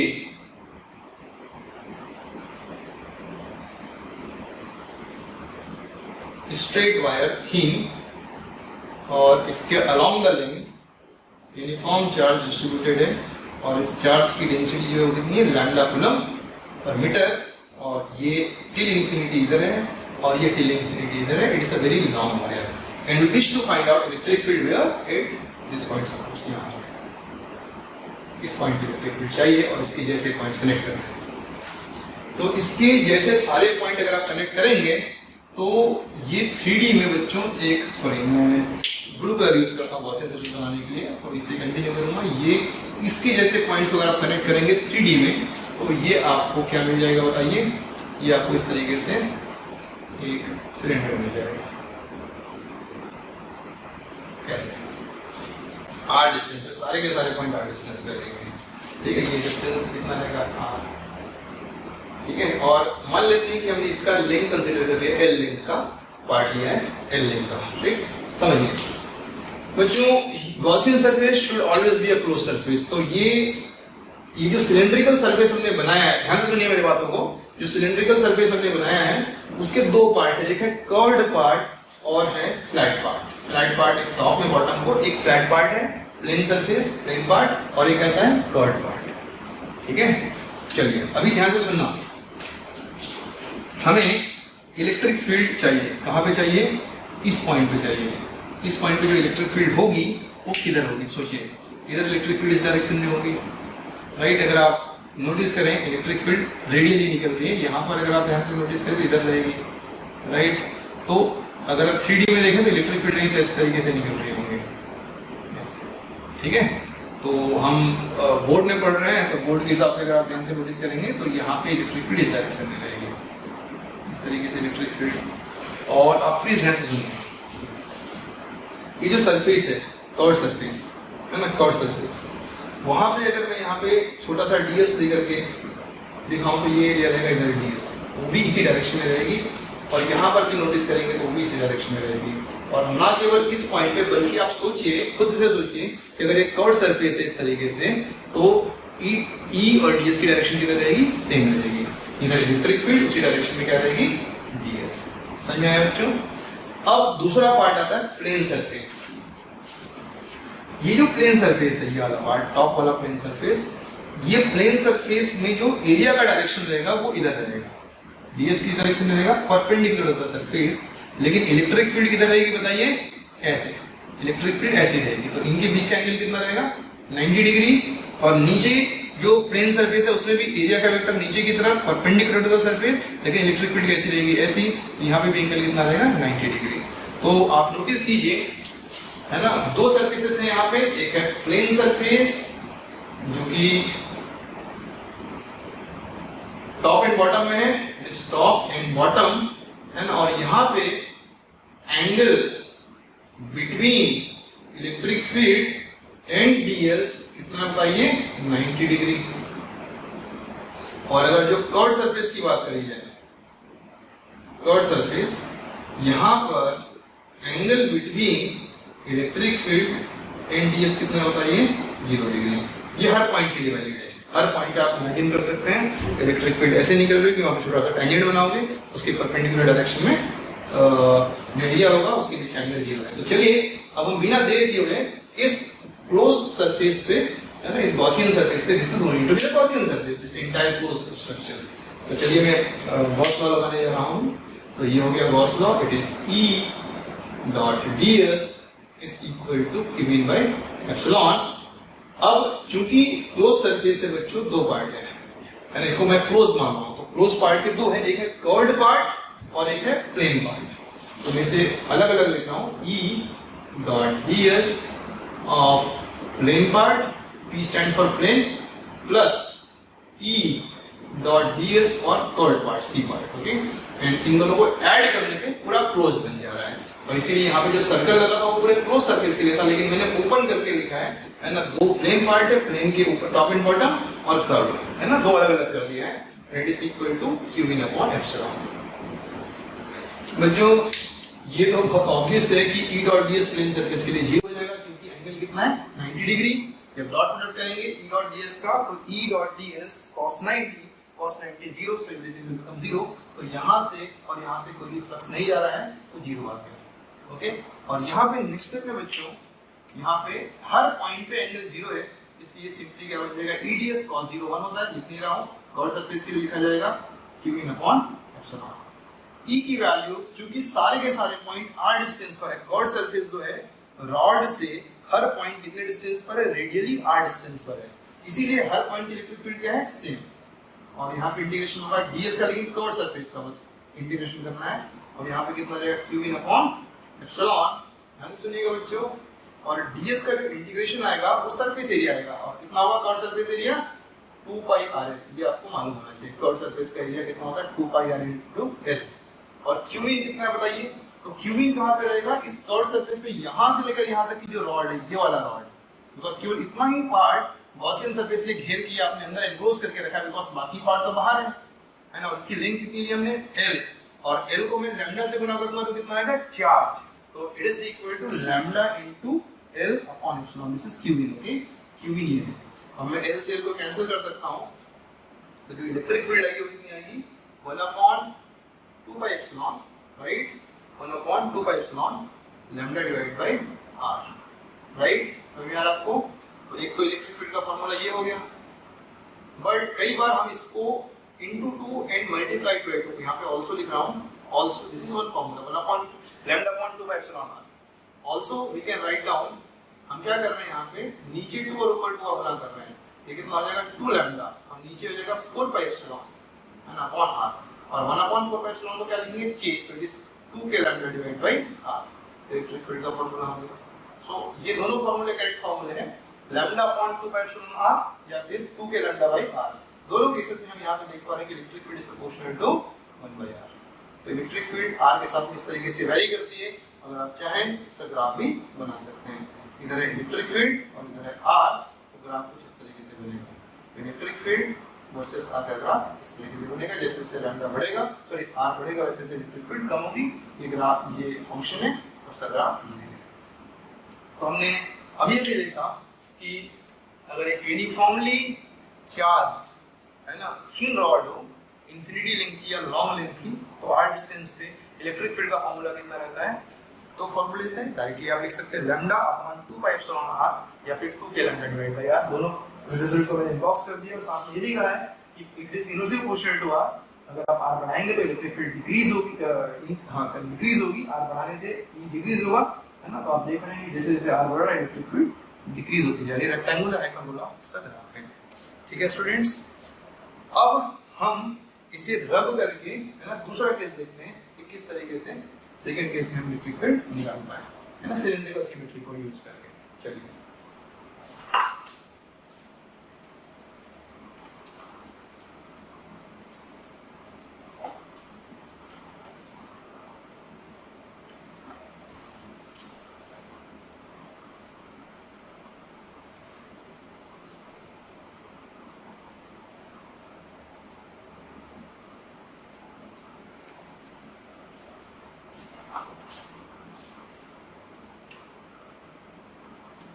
B case, electric field due to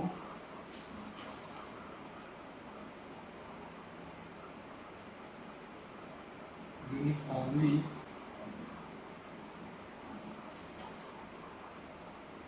charged cylinder of infinite length, ये बी केस है, इनफाइनाइट लेंथ का सिलेंडर है और यूनिफॉर्मली चार्ज्ड है। तो अभी सिलेंडर है तो इसमें हम दो केसेस देखेंगे बच्चों है ना, एक होगा हॉलो सिलेंडर और एक कैसा रहेगा, तो यहाँ पे मैं हॉलो लिख लेता हूँ पहले हॉलो, और केस नंबर सी में सॉलिड वाला केस देखेंगे। ठीक है, तो केस नंबर बी में हॉलो सेम रहेगा, electric field due to uniformly charged cylinder of infinite length, but next will be solid one, solid cylinder रहेगा। अभी कैसा है हॉलो, हॉलो सिलेंडर कैसा बनेगा, हॉलो सिलेंडर बनेगा इस तरीके से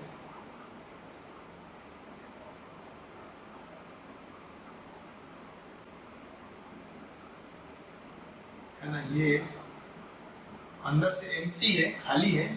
ठीक, यहाँ पे बीच में मैं डॉट डॉट डॉट डॉट ऐसा बना रहा हूँ,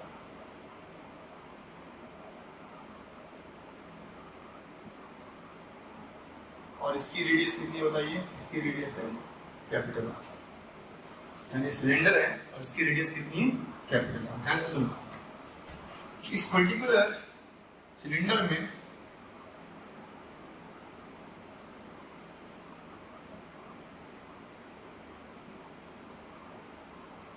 है ना, आपको मालूम है जैसे पानी बहता है इसी पाइप के अंदर से खाली रहता है, उसमें से वाटर फ्लो करता है राइट, तो वो एम्प्टी रहता है, आप उससे थ्रू देख सकते हैं। वैसा ही सिलेंडर है जिससे खाली है और केवल सरफेस में चार्जेस हैं, तो आप इसकी भी चार्ज डेंसिटी को लैम्डा ही ले सकते हैं, इस lambda coulomb per metre, because आप 1 मीटर सेक्शन कट कीजिए और then you can find out कितना चार्ज है।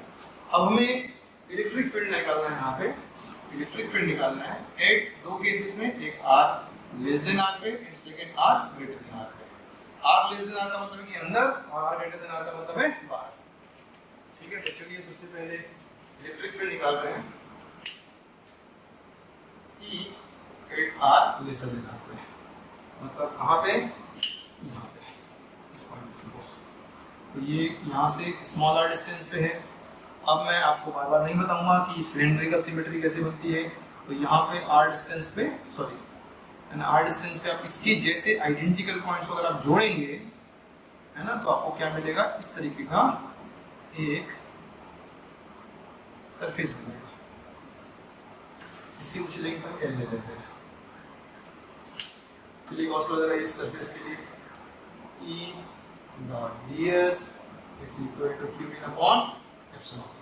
E dot ds equal to q in upon epsilon. Right side में तो जीरो आएगा भाई। क्यों आएगा जीरो? क्योंकि ये अंदर गॉसियन सरफेस बना है, अंदर कोई चार्ज ही नहीं है, तो q in इज जीरो। आप देख सकते हैं q in की वैल्यू यहाँ पे जीरो रहेगी, यानी यहाँ पे आप लिख सकते हैं zero by epsilon. Next step पे जीरो लिख दीजिए, है ना। अब यहाँ पे अगर आप नोटिस करेंगे तो जो प्लेन पार्ट है उसमें तो कोई क्या कहते हैं, कोई फ्लक्स जा नहीं रहा होगा, वो सेम लॉजिक है ना। कर्व सरफेस पे भी अगर आप नोटिस करेंगे तो एंगल अगर बना तो वो जीरो एंगल बनेगा, अगर बना तो, है ना।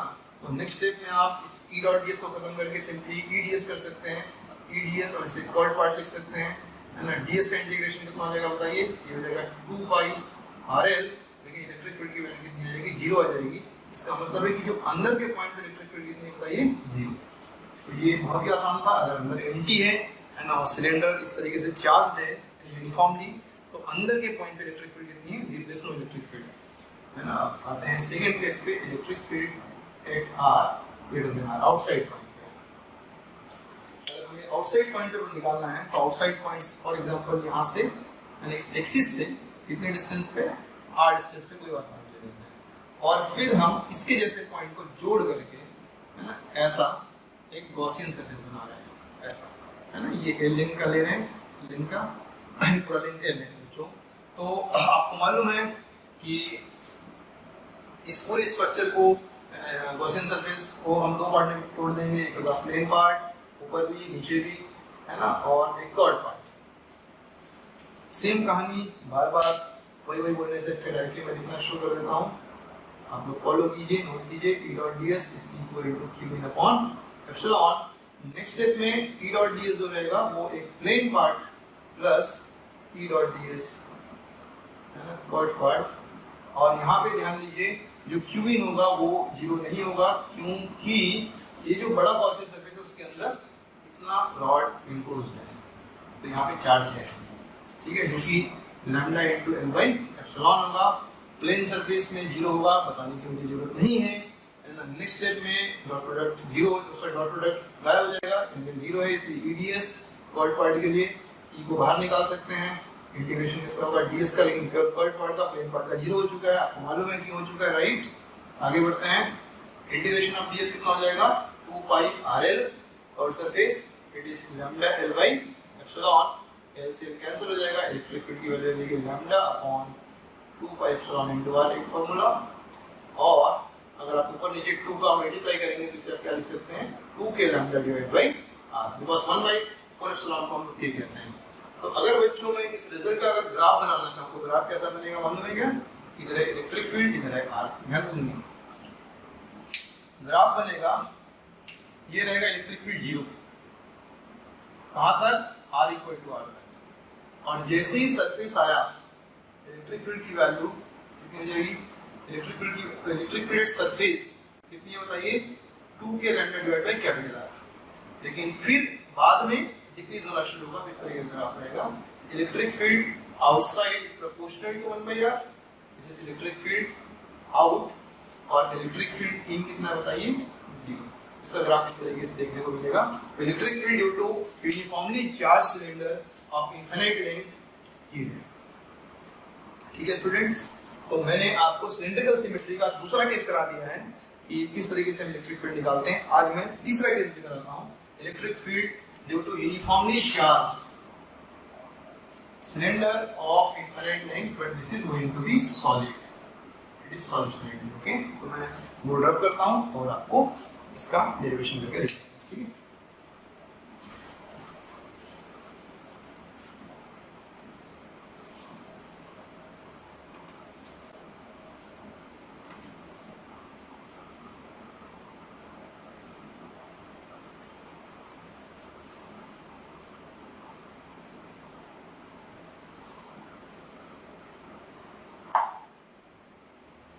C part, electric field due to uniformly charged cylinder of infinite length which is solid.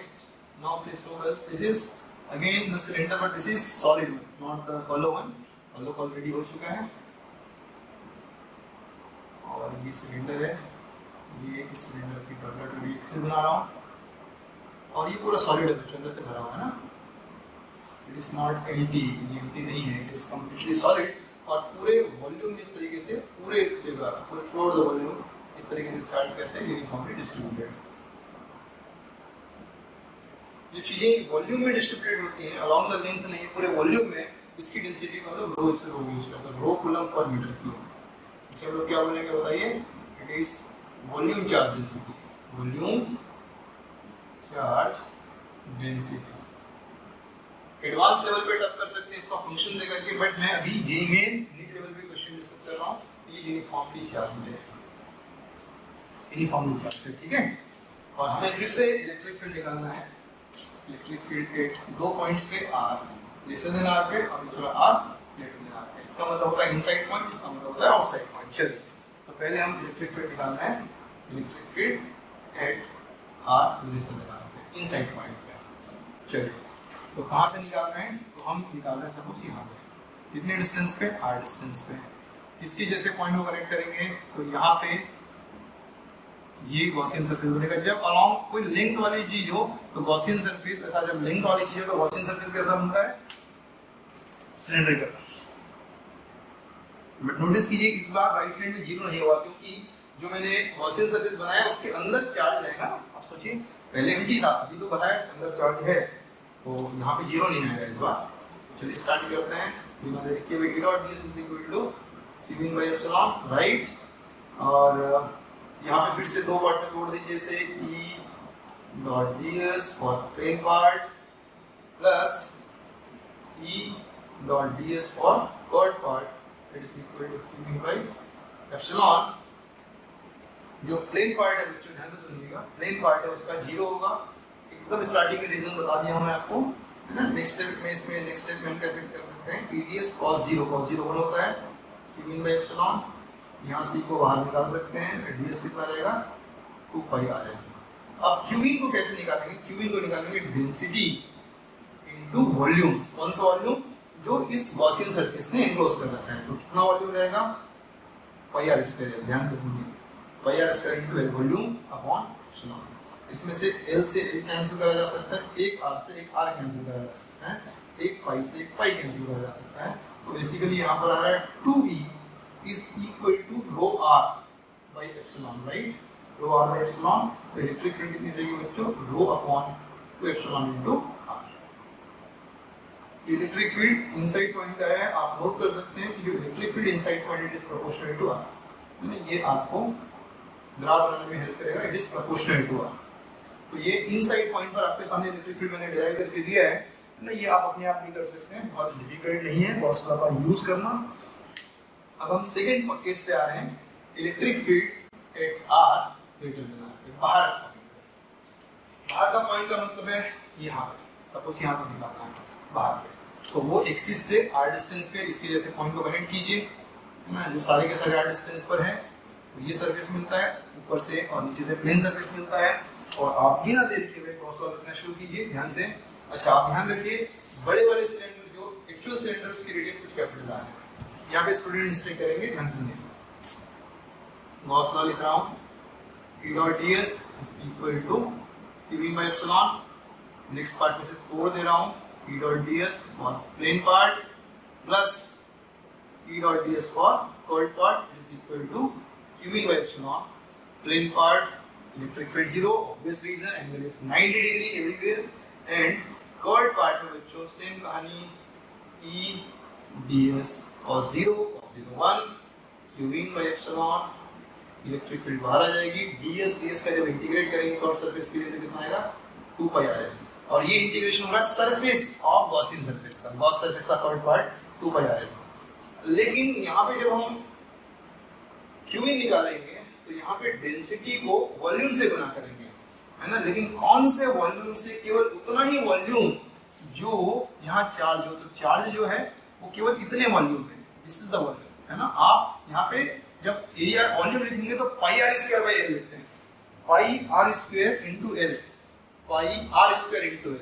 लेकिन आर स्मॉल आर नहीं लिखेंगे, कैपिटल आर लिखेंगे, क्योंकि आपको इतना ही चार्ज कंसीडर करना है, ये वाला चार्ज है ना। स्मॉल आर तो पिछले बार में केवल इसी वॉल्यूम में, तो कैपिटल आर उसमें नहीं लिखे थे, स्मॉल आर लिखे थे। लेकिन इस बार का जो गॉसियन सरफेस है वो बाहर निकल गया है, तो चार्ज केवल इतने ही वॉल्यूम में है, तो इस वॉल्यूम के लिए रेडियस क्या लेंगे, कैपिटल आर। ठीक है स्टूडेंट्स, एल से एल कैंसिल हो जाएगा, पाई से पाई कैंसिल हो जाएगा, तो इलेक्ट्रिक फील्ड की वैल्यू क्या आएगी, मालूम है क्या, rho by rho r square by 2 epsilon into r. ठीक है, इसको मैं फिर से लिख दे रहा हूँ, इलेक्ट्रिक फील्ड है rho r square upon 2 epsilon into r, और ये जो है इलेक्ट्रिक फील्ड ये आउटसाइड पॉइंट इलेक्ट्रिक फील्ड है, और आप नोटिस करेंगे electric field outside is proportional to 1/r। अब हम इससे ग्राफ बना सकते हैं, कैसे ग्राफ बना सकते हैं सुनिए, इधर इलेक्ट्रिक फील्ड, इधर क्या है बच्चों, अगर मैं ग्राफ बनाऊं तो स्टार्टिंग में प्रोपोर्शनल टू आर है, तो प्रोपोर्शनल टू आर है मतलब स्ट्रेट लाइन, कब तक, जब तक हम सरफेस तक नहीं पहुंच जाते तब तक, है ना। जैसे सरफेस पहुंचेंगे तो इलेक्ट्रिक फील्ड की वैल्यू कितनी हो जाएगी बताओ, सरफेस पे रो कैपिटल आर बाई एप्सिलॉन, है ना। आप चाहे तो यहाँ पे कैपिटल आर रखेंगे तो ये हो जाएगा रो कैपिटल आर बाई एप्सिलॉन, और फिर जैसे बाहर गए हमें इस फॉर्मूले की तरफ से प्रोपोर्शनल टू 1/r का लगाना पड़ेगा। ये ग्राफ बनेगा electric field outside proportional to 1/r, electric field inside proportional to r. बच्चों मैंने आपको सिलिंड्रिकल सिमेट्री पे बेस्ड किस तरीके से इलेक्ट्रिक फील्ड निकालते हैं गॉस लॉ का यूज करके वो सिखा दिया है ना। प्लेन सिमेट्री पे भी सिखा सकता हूँ, बट लेक्चर की लेंथ ज्यादा हो जाएगी, तो वो मैं कल सिखाऊंगा, है ना। आज आप इस पे ढंग से वर्कआउट कीजिए, समझिए, फिर से अपने से सोचिए, और उसके बाद जो कल का होमवर्क क्वेश्चन था उसे आप सॉल्व कीजिए और उसका सोल्यूशन मुझे व्हाट्सएप में भेजिए। ठीक है स्टूडेंट, तो आज का लेक्चर में इतना ही, नेक्स्ट कल के लेक्चर में, थैंक यू। जहाँ पे हम आज last application of Gauss law देखेंगे, है ना।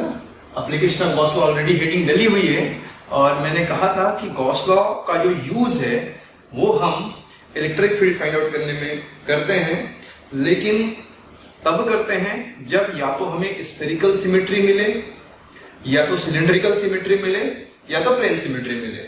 तो मैंने लास्ट 2 लेक्चर्स में आपको स्फेरिकल सिमेट्री पे बेस्ड प्रॉब्लम्स कराए हैं, सिलिंड्रिकल सिमेट्री पे बेस्ड प्रॉब्लम्स कराए हैं, और अब समय है प्लेन सिमेट्री पे बेस्ड प्रॉब्लम्स कराने का। ओके, तो चलिए बिना देरी किए हुए आज के लेक्चर की शुरुआत करते हैं। ठीक है, तो एप्लीकेशन ऑफ गॉस लॉ में आज हम किस सिमेट्री की बात करेंगे, प्लेन सिमेट्री की।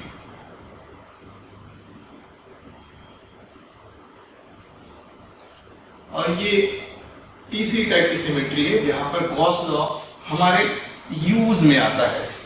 हालांकि गॉस लॉ हमेशा वैलिड, मैं बार बार रिपीट कर रहा हूं, Gauss law is valid, but ये हमारे लिए यूजफुल हर बार नहीं रहेगा, है ना। और लेकिन जहां पर भी रहेगा बहुत यूज का रहेगा। चलिए अब हम इलेक्ट्रिक फील्ड निकालते हैं। तो आज के लेक्चर में मैं पहला केस करने जा रहा हूं, electric field due to uniformly charged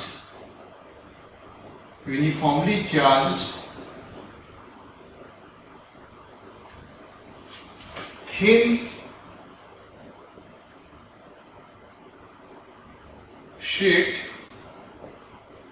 sheet, और ये जो शीट है उसका नेचर है नॉन कंडक्टिंग।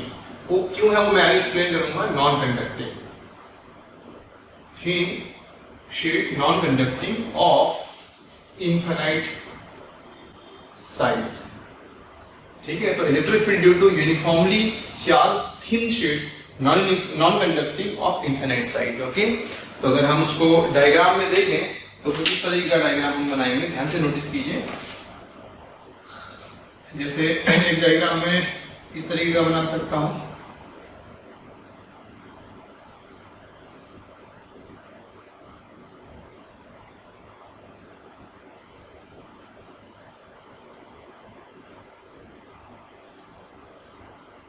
ठीक है। इधर ये डायमेंशनली इधर की तरफ एक्सटेंड हो रहा है अप टू इंफिनिटी, इधर एक्सटेंड हो रहा है अप टू इंफिनिटी।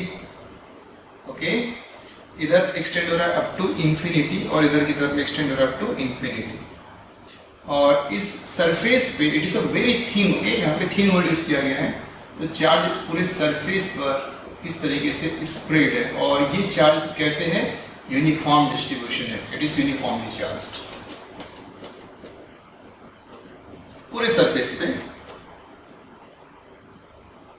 इस तरीके से।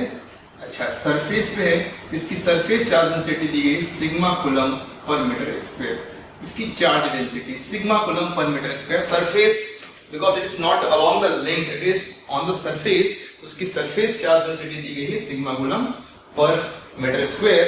और हमें इस शीट से r डिस्टेंस दूर अपने को इलेक्ट्रिक फील्ड निकालने है, तो इस शीट से परपेंडिकुलरली, चलिए मैं डिफरेंट कलर का मार्कर यूज करता हूँ, ब्लू कलर का,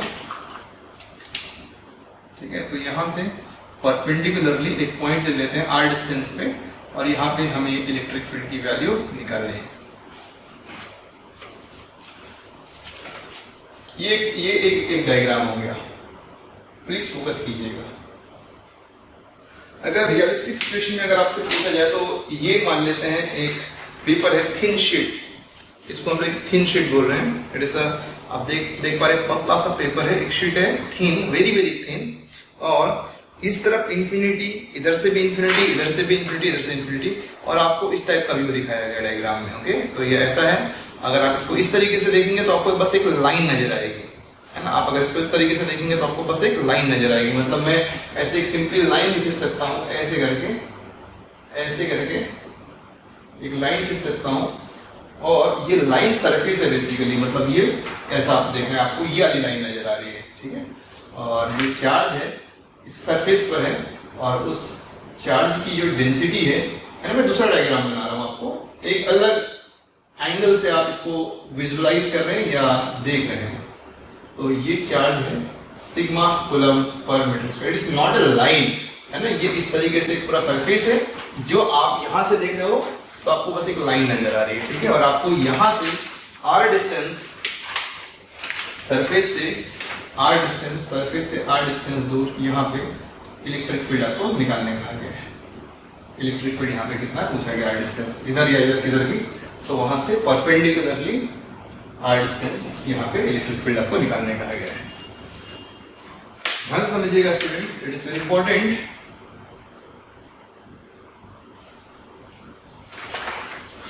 अब इसको हम विजुअलाइज करते हैं किस तरीके से हमें करना है। सुनिए, अगर मैं इसको आपको फ्रंट से दिखाऊं, फ्रंट से, तो अगर आप फ्रंट से देखें तो ये सरफेस हो गया, नीचे तक इंफिनिटी है, ऊपर तक इंफिनिटी है, इधर है ना, इधर इंफिनिटी तक है, और हमें इस सरफेस से r डिस्टेंस दूर यहाँ पे इलेक्ट्रिक फील्ड चाहिए, यहाँ पे इलेक्ट्रिक फील्ड चाहिए। और आप इसको ऐसे इमेजिन कर सकते हैं कि ये बहुत बड़ा प्लेन सरफेस है जिसमें यूनिफॉर्म चार्ज है, और आपको यहाँ से सरफेस से r डिस्टेंस दूर इलेक्ट्रिक फील्ड निकालनी है। बच्चों, आपको मालूम है कि अगर ये सरफेस में चार्ज है तो यहाँ से फील्ड लाइंस जो निकलेंगी वो सारी की सारी फील्ड लाइंस कैसे रहेंगी, पैरेलल रहेंगी। क्यों रहेंगी पैरेलल? क्योंकि, है ना, क्योंकि यहाँ एक मिनट ना, जैसे आप उसको इमेजिन कीजिए ढंग से, आप कंफ्यूज नहीं होंगे। ये पूरा इंफिनिटी है, पूरा प्लेन है, तो यहाँ से जो चार फील्ड लाइंस निकल रही होंगी, सपोज ऐसा निकल रही होंगी, तो बाजू से भी जो फील्ड लाइंस निकलेंगी, और उसके बाजू में तो एक्चुअली में जैसे निकलेंगी तो इधर स्प्रेड होने को अगर जाएंगी तो इधर वाला भी इधर स्प्रेड करेगा, तो सारी की सारी लाइंस एक दूसरे को रिपल करके सबको पैरेलल रखी रहेगी। वो इलेक्ट्रिक फील्ड लाइंस कैसे निकलेंगी, परपेंडिकुलर टू द सरफेस, और सारी की सारी लाइंस कैसी होंगी, पैरेलल। मतलब ये मैं इनफाइनाइट साइज के लिए डिस्कस कर रहा हूँ, लार्ज साइज के लिए डिस्कस कर रहा हूँ। यहाँ से फील्ड लाइंस ऐसे बाहर की तरफ में निकल रही होंगी, बाजू वाली भी इलेक्ट्रिक फील्ड लाइंस बाहर की तरफ में आप ऐसे समझिए कि यहाँ से इस तरीके से पॉइंटर, सारे के सारे पॉइंटर्स कैसे रहेंगे, पैरेलल रहेंगे, है ना। जैसे पॉइंट होता था, पॉइंट अगर चार्ज है तो इलेक्ट्रिक फील्ड लाइंस ऐसे पॉइंटर की तरफ में स्प्रेड होती है, फैलती है, पॉइंट चार्ज से अभी बाहर निकलती है अगर सिंगल पॉइंट चार्ज है तो। और अगर एक लाइन है ना, एक लॉन्ग थिन वायर जैसा है चार्ज, तो वो इस तरीके से, इधर इस तरीके से, तो यहाँ पे भी स्प्रेड होता है। लेकिन जब सरफेस प्लेन हो और लार्ज साइज का हो तो फिर सारी की सारी लाइंस कैसे निकलती हैं, पैरेलल निकलती हैं, और हमें यहाँ पे इलेक्ट्रिक फील्ड चाहिए। तो बच्चों, यहाँ पे हमें गॉसियन सरफेस बनाना होगा, क्योंकि गॉस लॉ अगर लगाना है तो वी नीड गॉसियन सरफेस। है ना, point is not a surface, तो पॉइंट इसके जैसे पॉइंट को कनेक्ट करके हमें क्रिएट करना पड़ेगा। तो आप इमेजिन कीजिए कैसे करेंगे, ध्यान से सुनना। तो यहाँ पे गॉसियन सरफेस हम कैसे बनाते हैं सुनिए। यहाँ पे एक्चुअली प्लेन सिमेट्री क्या कह रही है, प्लेन सिमेट्री ये कह रही है कि यहाँ से जो इलेक्ट्रिक फील्ड लाइंस निकल रही होंगी इस तरीके से पैरेलल, है ना, या आप इसको 3D में देखिए, है ना, जैसे इलेक्ट्रिक फील्ड लाइंस आपकी तरफ में निकल रही है, ऐसे इस तरीके से इलेक्ट्रिक फील्ड लाइंस निकल रही हैं, तो आप देख पाएंगे कि अगर इस सरफेस के परपेंडिकुलर निकल रही हैं, तो अगर मैं जैसे इस पॉइंट की इलेक्ट्रिक फील्ड की बात करूं, इस पॉइंट की इलेक्ट्रिक फील्ड की बात करूं, तो इसकी यहाँ पे जितनी इलेक्ट्रिक फील्ड लाइंस रहेगी एग्जैक्टली सेम इलेक्ट्रिक फील्ड इसके बाजू वाले पॉइंट पे भी रहेगी, क्योंकि वो भी r डिस्टेंस पर है। सारे के सारे r डिस्टेंस पे जो भी पॉइंट्स होंगे सब पर इलेक्ट्रिक फील्ड कितनी रहेगी, सेम रहेगी। तो उन पॉइंट्स को अगर मैं जोड़ूंगा तो मुझे क्या मिलेगा, प्लेन मिलेगा। इस प्लेन सरफेस से r डिस्टेंस दूरी पर जो फील्ड होगी, तो सारे के सारे पॉइंट्स जो यहाँ से r डिस्टेंस पे हैं सब पे सेम फील्ड होगी, और सारे जिन पॉइंट पे सेम फील्ड होगी उसे अगर मैं कनेक्ट कर दूं तो मुझे एक सरफेस मिलेगा, और वो सरफेस कैसा होगा स्टूडेंट्स, वो प्लेन सरफेस होगा। तो ये सारे के सारे प्लेन सरफेसेस बनेंगे यहाँ पे फील्ड सेम होगी। तो यहाँ पे हमें गॉसियन सरफेस बनाना है, समझिए। तो जैसे मैं यहाँ पे एक बार आपको एक्सप्लेन करता हूँ कि गॉसियन सरफेस यहाँ कैसा बनेगा, समझिए। बच्चों यहाँ पे गॉसियन सरफेस बनाने के लिए हम इसके जैसे पॉइंट्स को कनेक्ट कर रहे हैं, प्लीज अंडरस्टैंड। तो इसके जैसे पॉइंट को कनेक्ट करके हम एक डिस्क जैसा स्ट्रक्चर यहाँ पे बना रहे हैं। तो ये सरफेस हो गया, और r डिस्टेंस इधर और r डिस्टेंस इधर, पीछे की तरफ भी r डिस्टेंस, प्लीज अंडरस्टैंड, है ना, यहाँ तक। यहाँ पे भी बिकॉज जितनी फील्ड इधर होगी उतनी फील्ड इधर भी होगी, तो हम r डिस्टेंस इधर भी एक ऐसा डिस्क जैसा सरफेस बना रहे हैं, डिस्क जैसा, ठीक है।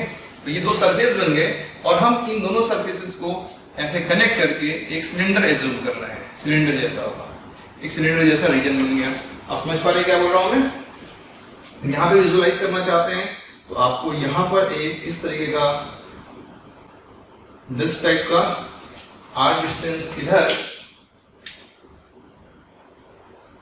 थोड़ी देर आप फॉलो कीजिए, जब तक रिजल्ट नहीं आ जाता आपको अपने आप ही आप खुद से कन्विंस हो जाएंगे कि ऐसा क्यों बनाया जा रहा है।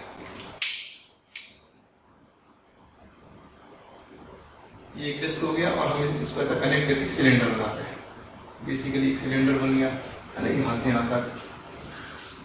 और अगर आप रियलिस्टिक डायग्राम में लिखना चाहते हैं, है ना, आप चाहें तो यहाँ पे इमेजिन कर सकते हैं कि इसने जो एनक्लोज किया हुआ है वो इस डिस्क को एनक्लोज किया हुआ है, राइट। यहाँ पे अगर आप देखेंगे तो ये बीच में ये वाला पार्ट एनक्लोज है। अगर आप रियलिस्टिक सिचुएशन में देखना चाहें तो प्लीज ध्यान सुनना, ये सरफेस है, और इस सरफेस से r डिस्टेंस दूर, सरफेस से r डिस्टेंस दूर हमें चाहिए। तो हमने बेसिकली क्या किया, यहाँ पर एक ऐसा एक सरफेस इमेजिन किया डिस्क जैसा इसके ऊपर, ठीक, और यहाँ से r डिस्टेंस दूर, है ना, यहाँ से r डिस्टेंस दूर इसके जैसा एक डिस्क लिया, r डिस्टेंस पीछे इसी के जैसा एक डिस्क लिया और उसे कनेक्ट कर दिया था। तो बेसिकली जो गॉसियन सरफेस बना है, आप समझ रहे हैं, मतलब ये इसी को कर्व सरफेस की तरह आगे एक्सटेंड किया और यहाँ पे क्लोज कर दिया डिस्क से, सेम पीछे की तरफ में सिलेंडर जैसा ऐसा लेकर के डिस्क से क्लोज कर दिया। ऐसा गॉसियन सरफेस हमने क्यों बनाया उसका रीजन मैं अभी थोड़ी देर में डिस्कस कर रहा हूँ इसी लेक्चर में ही, सुनिएगा ध्यान से। अब ये जो सरफेस बना है, this is Gaussian surface, this is Gaussian surface and this is also Gaussian surface. तो गॉसियन सरफेस क्लोज होता है, तो ये ना दोनों साइड से बंद है, और कर्व सरफेस भी क्लोज्ड है, तो it is a close surface. हमें एक बात को लेकर के श्योरिटी है, और वो श्योरिटी क्या है, वो श्योरिटी ये है कि यहाँ पर की इलेक्ट्रिक फील्ड इस डायरेक्शन में होगी, है ना, यहाँ पर की इलेक्ट्रिक फील्ड इस डायरेक्शन में होगी, यहाँ पर की इलेक्ट्रिक फील्ड की डायरेक्शन इधर होगी, क्योंकि फील्ड लाइंस ऐसे निकल रही होंगी। यहाँ पर की फील्ड लाइन इधर की तरफ होगी, बिकॉज उस साइड पीछे की तरफ जा रही होगी फील्ड लाइन, अबे ठीक है, इलेक्ट्रिक फील्ड की डायरेक्शन हो गई, और ये इलेक्ट्रिक फील्ड की वैल्यूज भी सेम रहेगी इन सारे पॉइंट्स पे, ठीक है। अच्छा, ये फ्लैट सरफेस है, तो यहाँ पे एरिया आप सिंगल एरिया डायरेक्शन दिखा सकते हैं फ्लैट सरफेस का, तो यहाँ पे जो एरिया का डायरेक्शन होगा वो किधर रहेगा, इस डायरेक्शन में। This is the S vector, area का वेक्टर, ई डॉट ds या ई डॉट एस भी कर सकते हैं, तो इस डायरेक्शन में एरिया रहेगा परपेंडिकुलरली आउटवर्ड, और यहाँ पे एरिया का डायरेक्शन इधर रहेगा, ठीक है। लेकिन बच्चों जो कर्व सरफेस है, कर्व सरफेस प्लीज अंडरस्टैंड, ये जो कर्व सरफेस है इस पर एरिया का डायरेक्शन इधर आएगा, this is the direction of area, लेकिन इलेक्ट्रिक फील्ड कैसी रहेगी, ऐसे, इलेक्ट्रिक फील्ड ऐसी रहेगी पैरेलल टू सरफेस। अब इमेजिन कीजिए यहाँ से इलेक्ट्रिक फील्ड लाइंस ऐसे जा रही हैं, ऐसे, ठीक है, और जो कर्व सरफेस है, कर्व सरफेस, तो हमें मालूम है कि जो कर्व सरफेस होगा सिलेंडर का जो पाइप जैसा स्ट्रक्चर इस तरीके से जो निकल रहा होगा कर्व सरफेस, उसके परपेंडिकुलर, सरफेस के परपेंडिकुलर एरिया का डायरेक्शन होता है। और इलेक्ट्रिक फील्ड कैसे जा रही है, parallel to surface, electric field कैसे जा रही है, पैरेलल टू सरफेस, और एरिया कैसा है, perpendicular to surface, because area vector की डायरेक्शन किधर होती है, परपेंडिकुलर टू सरफेस होती है। तो यहाँ पर ये जो एंगल बनेगा वो एंगल कितना बनेगा, 90 डिग्री, ठीक है। और इसका एरिया मान लेते हैं, ऐसे ले लेते हैं, ये जो एरिया हमने इमेजिन किया है कि जो सरफेस है ना इस शीट का, इनफाइनाइट साइड की जो शीट है उसका एरिया जो एनक्लोज किया हमने कितना है, ऐसे। तो चलो बिना देरी किए हुए हम गॉस लॉ अप्लाई कर रहे हैं। तो गॉस लॉ क्या है, it is E dot ds is equal to q in by epsilon. अब बच्चों इसे मैं दो पार्ट में ब्रेक कर दे रहा हूं, it is E dot ds for curve surface plus E dot ds for plane surface, है ना, and it is equal to q in upon epsilon। यहाँ पे जो कर्व सरफेस वाला पार्ट है उसमें E डॉट ds कितना हो जाएगा, 0 हो जाएगा, and the reason is obvious because this is 90 degree. Same यहाँ पे भी एरिया वेक्टर इधर रहेगा, इलेक्ट्रिक फील्ड वेक्टर इधर रहेगी 90 डिग्री। तो इस साइड का भी और इस साइड का भी, दोनों साइड का E डॉट ds अगर आप कर्व सरफेस पे देखेंगे तो 0 आएगा। और बात भी सच है बिकॉज सारी लाइंस पैरेलल टू सरफेस जा रही हैं, तो कर्व सरफेस में से कोई भी लाइन नहीं जा रही है, 0 लाइन जा रही है। अब आते हैं प्लेन सरफेस में। अगर हम एंगल की बात करें, है ना, एरिया वेक्टर और इलेक्ट्रिक फील्ड वेक्टर, यार इसको अगर आप ds में ब्रेक डाउन कर देंगे तो एंगल कितना रहेगा, 0, और उस साइड में एंगल कितना रहेगा, 0। तो यहाँ पे नेक्स्ट स्टेप में आप E ds cos 0 1 it is q in upon epsilon। Please understand, electric field को हम बाहर निकाल देंगे, कांस्टेंट है, और एरिया ds का इंटीग्रेशन होगा q in। बच्चों q in कितना होगा, q in होगा चार्ज इनटू सरफेस एरिया, है ना, तो sigma into s, sigma into s, because q in कितना है, charge density into area enclosed, और एरिया एनक्लोज्ड कितना है, s, तो sigma into s upon epsilon. अब जब हम ds का एरिया इंटीग्रेट करेंगे तो हमें ये वाला एरिया प्लस ये वाला एरिया, दोनों एरिया आएगा, बिकॉज दोनों जगहों पे E डॉट ds किया गया है, यहाँ पे भी E डॉट ds किया गया है, तो ये हो जाएगा 2s, कितना हो जाएगा, 2s। ये इंपॉर्टेंट पॉइंट है, ds का इंटीग्रेशन, बिकॉज हम E डॉट ds यहाँ पे भी कर रहे हैं और उधर भी कर रहे हैं, क्योंकि उधर नहीं कंसीडर करोगे तो ये ओपन सरफेस माना जाएगा, ओपन मतलब ओपन चार्ज है, तो हमें क्लोज करना है, तो इधर उधर दोनों साइड हमने क्लोज किया है, तो it is sigma into s by epsilon, s से s कैंसिल हो गया, और जो इलेक्ट्रिक फील्ड की वैल्यू आ रही है वो कितनी आ रही है, sigma upon 2 epsilon. And this is the result, electric field due to uniformly charge thin sheet which is non conducting, है ना, ये नॉन कंडक्टिंग नेचर का शीट है, तो उसकी वजह से इलेक्ट्रिक फील्ड कितनी है, सिग्मा बाय 2 एप्सिलॉन। ये इंपॉर्टेंट रिजल्ट है ना, इसे आपको याद रखना है, so remember this result, electric field due to uniformly charge thin sheet non conducting nature, उसकी इलेक्ट्रिक फील्ड कितनी होती है, सिग्मा बाय 2 एप्सिलॉन। तो इस रिजल्ट में, है ना, आपको दो चीजें याद रखनी हैं कि एक तो ये electric field uniform electric field है, uniform electric field, okay, this is uniform electric field, सारी की सारी फील्ड लाइंस पैरेलल जा रही हैं, okay, uniform, and this result, है ना, value of electric field does not depend upon distance r, ये r डिस्टेंस पर डिपेंड नहीं करता, कांस्टेंट है। मतलब कहने का मतलब है कि अगर ये इनफाइनाइट साइज की शीट है ना, तो अगर हम यहाँ पे इलेक्ट्रिक फील्ड देखें सिग्मा बाय 2 एप्सिलॉन, यहाँ पर देखें सिग्मा बाय 2 एप्सिलॉन, और यहाँ पे देखें तो भी सिग्मा बाय 2 एप्सिलॉन, तो डिस्टेंस पे डिपेंड नहीं कर रही है, इट इज सेम। मतलब हालांकि हमने डिस्कशन के टाइम पे r डिस्टेंस पे लिया जरूर था, बट डिपेंड r पे नहीं कर रही है, किस पे डिपेंड कर रही है, कांस्टेंट है, डिपेंड्स ओनली अपॉन कि उसकी चार्ज डेंसिटी कितनी है, उसी पे डिपेंड कर रही है। तो electric field due to thin sheet non conducting of infinite size का रिजल्ट आपके सामने बोर्ड पे है ना, मैं बोर्ड को रब करके डिस्कशन करूंगा और इस पे बेस्ट प्रॉब्लम्स आपको बोर्ड पे डिस्कस करूंगा। ठीक है, चलिए।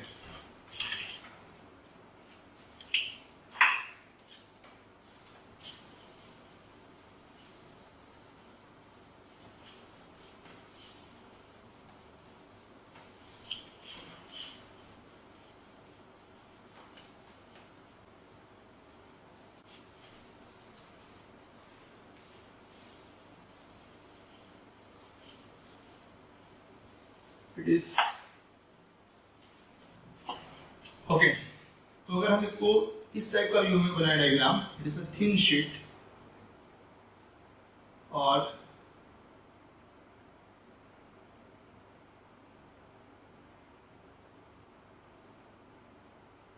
इसकी चार्ज डेंसिटी कितनी है, प्लस सिग्मा। तो हमने अभी भी देखा कि इस शीट से आर डिस्टेंस कोई भी पॉइंट है और डिस्टेंस पे डिपेंड नहीं करता। इलेक्ट्रिक फील्ड यहाँ पर होगी कितनी, इलेक्ट्रिक फील्ड यहाँ पर होगी सिग्मा अपॉन 2 एप्सिलॉन। अगर ये प्लस है तो इलेक्ट्रिक फील्ड होगी अवे डायरेक्शन में, ठीक है, और ये वैल्यू है सिग्मा बाय 2 एप्सिलॉन। और अगर ये माइनस होता तो वैल्यू होती सिग्मा बाय 2 एप्सिलॉन, लेकिन टुवर्ड्स इट होती है। अगर ये प्लस है तो अगर आप यहाँ पे देखेंगे तो यहाँ पे इलेक्ट्रिक फील्ड इधर अवे होगी, प्लस से अवे है ना, परपेंडिकुलरली। और यहाँ पे इलेक्ट्रिक फील्ड की वैल्यू कितनी होगी, सिग्मा बाय 2 एप्सिलॉन। ओके, यहाँ के अलावा अगर आप यहाँ पे पूछेंगे इलेक्ट्रिक फील्ड तो फिर से डिस्टेंस पे डिपेंड नहीं करती है, डिस्टेंस पे डिपेंड नहीं करती है। आप किसी पॉइंट पर देखेंगे तो वैल्यू की, इलेक्ट्रिक फील्ड की वैल्यू इस केस में कांस्टेंट ही होती है, सिग्मा बाय 2 एप्सिलॉन। और ये कैसी होती है, अवे, ठीक है।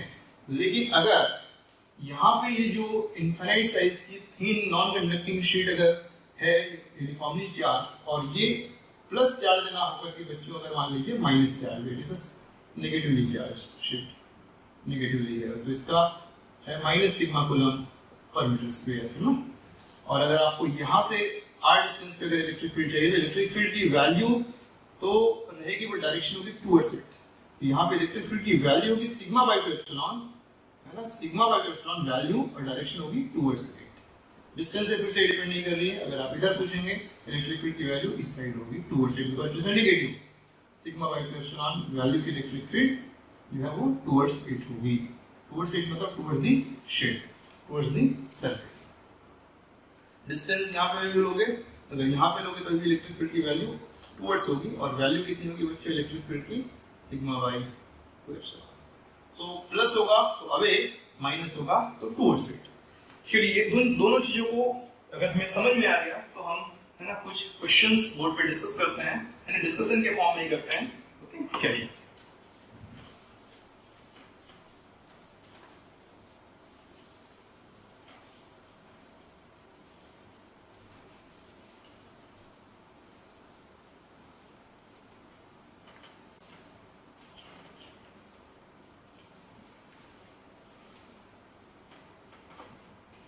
बच्चों मान लीजिए यहाँ पर ये एक इनफाइनाइट साइज की शीट है, थिन शीट, और एक और थिन शीट है, ठीक। यहाँ पे प्लस सिग्मा, यहाँ पर भी plus sigma, charge density thin.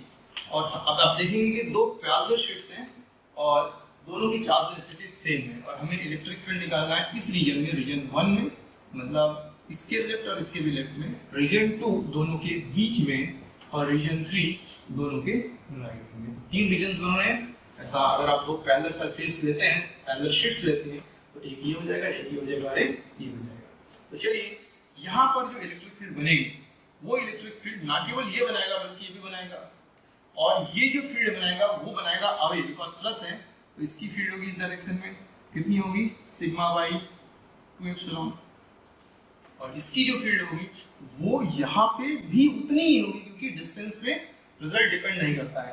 तो इसकी फील्ड भी यहाँ पर उतनी होगी इसी डायरेक्शन में, और वो कितनी होगी, प्लस प्लस क्यों करवा, बिकॉज दोनों सेम डायरेक्शन में। ये नेट इलेक्ट्रिक फील्ड बन गई, है ना, सिग्मा बाय 2 एप्सिलॉन इसकी वजह से और सिग्मा बाय 2 एप्सिलॉन इसकी वजह से, दोनों अवे।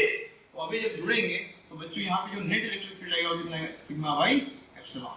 आप ऐसा कह सकते हैं कि यहाँ पे कोई भी पॉइंट पे अगर आप इलेक्ट्रिक फील्ड देखेंगे तो इलेक्ट्रिक फील्ड की वैल्यू होगी सिग्मा बाय एप्सिलॉन, जिसमें से आधी फील्ड इसने बनाई है सिग्मा बाय 2 एप्सिलॉन और आधी फील्ड इसने बनाई है सिग्मा बाय 2 एप्सिलॉन, और दोनों अवे।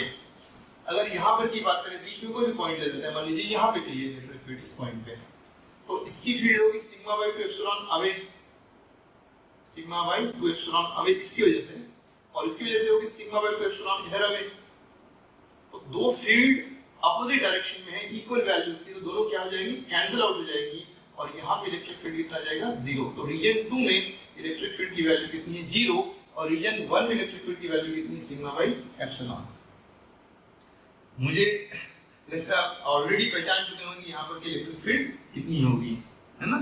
इसकी वजह से होगी इधर की तरफ सिग्मा बाय 2 एप्सिलॉन, उसकी वजह से होगी अभी ही, बिकॉज दोनों प्लस है तो दोनों से अभी, है ना, तो सेम डायरेक्शन से इसे जोड़ दे रहे हैं, तो जो नेट इलेक्ट्रिक फील्ड बनेगी वो हो जाएगी sigma by epsilon. Sigma by 2 epsilon, इसको रीजन नंबर 3 की इलेक्ट्रिक फील्ड और डायरेक्शन दोनों की तरफ होगी। समझ में आया बच्चों? तो अगर हम एक क्वेश्चन कर रहे हैं जिसमें दो शीट्स हैं और दोनों पैरेलल हैं, तो इसकी चार्ज डेंसिटी इसकी चार्ज डेंसिटी ऐड अप हो जाएंगी, है ना, उस साइड के लिए इस साइड के लिए, और बीच में 0 हो जा रही है। एक और क्वेश्चन कर लेते हैं जल्दी से। मान लीजिए इसके कॉन्ट्ररी, अगर मान लो इसमें प्लस सिग्मा है और इसमें माइनस सिग्मा है, रीजन 1 में इलेक्ट्रिक फील्ड निकालना है, रीजन 2 में इलेक्ट्रिक फील्ड निकालना है, रीजन 3 में इलेक्ट्रिक फील्ड निकालना है, तो कैसे हम इलेक्ट्रिक फील्ड निकालें? तो रीजन 1 में इलेक्ट्रिक फील्ड जब निकालना होगा तो इसकी वजह से होगी अवे, कितनी होगी, sigma by 2 epsilon away, minus sigma की वजह से होगी सिग्मा बाय 2 एप्सिलॉन, लेकिन towards it, sigma by 2 epsilon towards it. This is electric field due to this sheet and this is electric field due to this sheet, और दोनों opposite direction में equal value दिए, nullify हो जाएगा, cancel out हो जाएगा, और electric field region 1 में कितनी आएगी बच्चों, 0। रीजन 2 में अगर आप कोई भी पॉइंट उठा लीजिए, जैसे ये वाला पॉइंट उठा लेते हैं, कोई भी पॉइंट उठा सकते हैं, तो इसकी वजह से इलेक्ट्रिक फील्ड होगी अवे डायरेक्शन में, कितनी होगी, सिग्मा बाय 2 एप्सिलॉन, इसकी वजह से होगी sigma by 2 epsilon towards it, तो जुड़ जाएंगे सेम वैल्यू सेम डायरेक्शन। तो यहाँ पे इलेक्ट्रिक फील्ड जो बनेगी इधर बनेगी, electric field in region number 2 कितना होगा, sigma by epsilon from left to right, इधर की तरफ। रीजन नंबर 3 में माइनस की वजह से इलेक्ट्रिक फील्ड टुवर्ड्स इट, है ना, value sigma by 2 epsilon, plus sigma की वजह से इस साइड में सिग्मा बाय 2 एप्सिलॉन, दोनों वैल्यूज नलीफाई हो जाएंगी, और रीजन 3 में इलेक्ट्रिक फील्ड कितनी आएगी बच्चों, 0 आएगी। ठीक है, चलिए कुछ और केस डिस्कस करते हैं।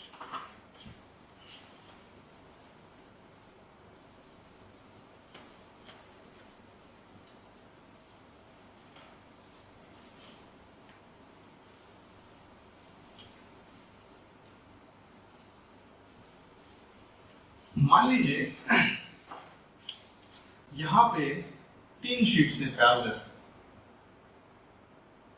तो आप डिफरेंट केसेस खुद से कर सकते हैं, बट एक मैं क्वेश्चन डिस्कस कर देता हूं। ऐसे 3 शीट्स हैं और इसमें जो चार्ज डेंसिटी है, मान लीजिए इसमें है प्लस सिग्मा, इसमें है प्लस 2 सिग्मा, और इसमें है मान लीजिए माइनस कुछ भी ले लेते हैं, माइनस सिग्मा ले लेते हैं मान लीजिए। तो ये 3 है, plus sigma, 2 sigma, minus sigma, और हमें एक रीजन मिल रहा है ये सबके लेफ्ट में, रीजन नंबर 2 इन दोनों के बीच में, रीजन नंबर 3 इन दोनों के बीच में, और लास्ट में जो रीजन नंबर 4 है सबके राइट में। तो हमें रीजन 1, रीजन 2, रीजन 3, रीजन 4 में इलेक्ट्रिक फील्ड निकालनी है, और इलेक्ट्रिक फील्ड होगी उसमें ये भी कंट्रीब्यूट करेगा, ये भी करेगा और ये भी करेगा, और सबका वेक्टर सम करके नेट निकालेंगे। तो इसकी वजह से जो इलेक्ट्रिक फील्ड आएगी यहाँ पे मान लेते हैं, ये होगी अवे, कितनी होगी, सिग्मा बाय 2 एप्सिलॉन।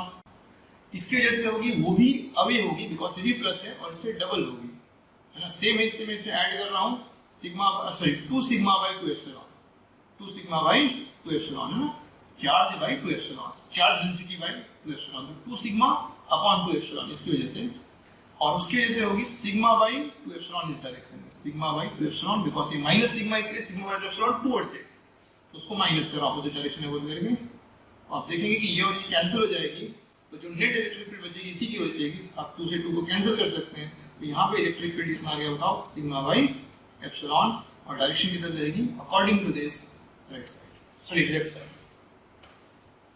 अब आते हैं रीजन नंबर 2 में।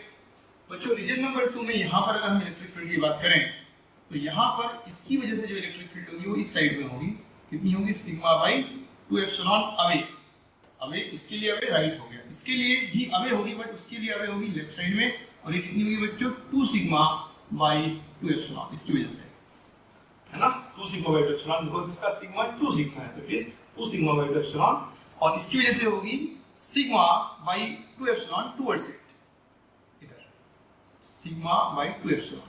तो अगर आप नोटिस करेंगे सिग्मा बाय 2 एप्सिलॉन जुड़ेंगे और ये दोनों कैंसिल हो गए, तो आप नेट कैसे निकालेंगे? आप देखिए लेफ्ट साइड में sigma by epsilon, right side में 2 सिग्मा बाय 2 एप्सिलॉन है, तो जब सिग्मा बाय 2 एप्सिलॉन जब जुड़ेंगे सेम डायरेक्शन में होने की वजह से, तो कितना बन जाएगा सिग्मा बाय एप्सिलॉन। तो यहाँ पर जो इलेक्ट्रिक फील्ड आएगी रीजन नंबर 2 में वो 0 आ जाएगी। आप खुद से वेरीफाई कर लीजिए, इन दोनों का जब ऐड करेंगे sigma by 2 epsilon plus sigma by 2 epsilon, sigma by epsilon बन जाएगा राइट में, और ये 2 कैंसिल हो गया, सिग्मा बाय एप्सिलॉन राइट में, दोनों का नलिफाई होकर के 0 आ जाएगा। अब रीजन नंबर 3 की बात करते हैं। यहाँ पर कोई पॉइंट ले लेते हैं, यहाँ पर इस सिग्मा की वजह से जो इलेक्ट्रिक फील्ड होगी वो होगी अवे, कितनी होगी सिग्मा बाय 2 एप्सिलॉन, इसकी वजह से भी होगी अवे, और दोनों के लिए अवे राइट साइड है, तो जगह 2 सिग्मा बाय 2 एप्सिलॉन, और इस माइनस की वजह से होगा टुवर्ड्स इट, ये कितना हो जाएगा सिग्मा बाय 2 एप्सिलॉन।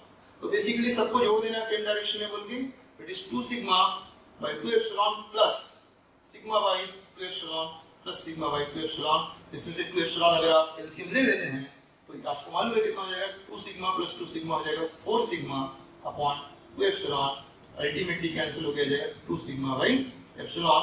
तो यहाँ पे जो इलेक्ट्रिक फील्ड आ रही है कितनी आ रही है sigma by epsilon in region number 3, sorry 2 sigma by epsilon, और यहाँ पे जो इलेक्ट्रिक फील्ड आएगी वो राइट में रहेगी। ठीक, अगर मैं इस पॉइंट की बात करूं, लास्ट पॉइंट रीजन नंबर 4 में जो पॉइंट है वहां पर इलेक्ट्रिक फील्ड की बात करूं, तो इसकी वजह से इलेक्ट्रिक फील्ड बच्चों राइट में होगी, इसकी वजह से कितनी होगी सिग्मा बाय 2 एप्सिलॉन अवे, इसकी वजह से होगी इससे double 2 sigma by 2 epsilon away, और माइनस सिग्मा की वजह से होगी टुवर्ड्स इट नेगेटिव, इसलिए सिग्मा बाय 2 एप्सिलॉन, ये और ये आपस में नलिफाई हो जाएंगे, तो इसी की इलेक्ट्रिक फील्ड बचेगी, ये आपस में कैंसिल है 2 2, तो यहाँ पे इलेक्ट्रिक फील्ड फोर्थ रीजन में कितना रहा बताइए सिग्मा बाय एप्सिलॉन। तो यहाँ पर electric field sigma by epsilon right में है। ठीक है स्टूडेंट्स, तो इस तरीके से क्वेश्चंस आपसे पूछे जाते हैं, जेईई में क्वेश्चंस आए हैं प्रीवियस ईयर्स में, इस पे बेस्ड है ना, बहुत सिंपल है, आप आराम से कर सकते हैं। एक और क्वेश्चन आपके साथ में डिस्कस करता हूँ।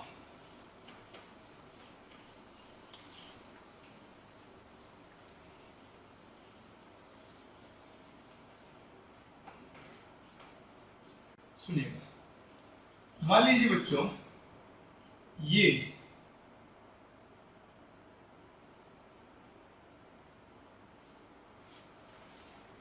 एक्स एक्सिस है, ये वाई एक्सिस है, और जेड एक्सिस इधर की तरफ में है, बाहर की तरफ में। तो ये जो एक्स जेड प्लेन है इसकी चार्ज डेंसिटी है सिग्मा 1 इसकी, और इसकी चार्ज डेंसिटी है सिग्मा 2 प्लस में। ठीक है, ये दो सरफेसेस हैं, और हमें इलेक्ट्रिक फील्ड निकालना है इस रैंडम पॉइंट पे जिसका कोऑर्डिनेट कितना x, y। You want to find out electric field here, ये इलेक्ट्रिक फील्ड निकालना है। तो बच्चों यहाँ पे जो इलेक्ट्रिक फील्ड आएगी वो इस शीट की वजह से भी आएगी और शीट की वजह से भी आएगी। इसकी वजह से अगर निकालना है सिग्मा 2 की वजह से, तो वो होगी इससे अवे, और कितनी होगी सिग्मा 2 बाय 2 एप्सिलॉन, और सिग्मा 1 की वजह से कितनी होगी बताइए, इस वजह से होगी इधर की तरफ में सिग्मा 1 अपॉन 2 एप्सिलॉन। ये है इलेक्ट्रिक फील्ड 1, ये है इलेक्ट्रिक फील्ड 2, और दोनों का जब हम वेक्टर सम करेंगे तो नेट इलेक्ट्रिक फील्ड साइड में आएगी। तो आप नेट इलेक्ट्रिक फील्ड आराम से निकाल सकते हैं, कैसे निकाल सकते हैं, it is under root of E1 square plus E2 square plus 0, because cos 90 E1 और E2 के बीच का एंगल कितना है 90 डिग्री, तो cos 90 हो जाएगा 0। तो आप वैल्यू से अगर डालेंगे तो बच्चों आपको मालूम रहेगा कि सिग्मा 2 बाय 2 एप्सिलॉन का whole square plus sigma 1 by 2 epsilon का होल स्क्वायर, आप ब्रैकेट में sigma 1 square plus sigma 2 square या सिग्मा 2 स्क्वायर प्लस सिग्मा, है ना, और एलसीएम के बाहर अपना 2 एप्सिलॉन निकल जाएगा। ये नेट इलेक्ट्रिक फील्ड यहाँ पर आ गई। आप चाहें तो इस एंगल को भी निकाल सकते हैं, इस एंगल को, सपोज इस एंगल को मैंने अल्फा कह दिया, राइट, तो वहां पे जो tan अल्फा होगा, tan अल्फा कितना होगा बताइए इस ट्रायंगल में, तो tan अल्फा होगा E2 upon E1, E2 by E1, because this side by this side and this is nothing but E2। तो इसे मैं लिख सकता हूँ E2 अपॉन E1, E2 की वैल्यू कितनी है बच्चों, ये है sigma 1 by 2 epsilon divide by sigma 2 by 2 epsilon, 2 epsilon से 2 एप्सिलॉन कैंसिल, तो यहाँ पे tan अल्फा की वैल्यू आ रही है बच्चों सिग्मा 1 by सिग्मा 2। तो यहाँ से आप अल्फा या tan अल्फा निकाल सकते हैं। तो इस तरीके से आपसे क्वेश्चन पूछे जा सकते हैं। मैं अभी इसी लेक्चर में एक और चीज डिस्कस करता हूं, इसे मैं मिटा रहा हूं, ठीक है। क्वेश्चन बहुत आसान होते हैं, इस पे बेस आप कर सकते हैं।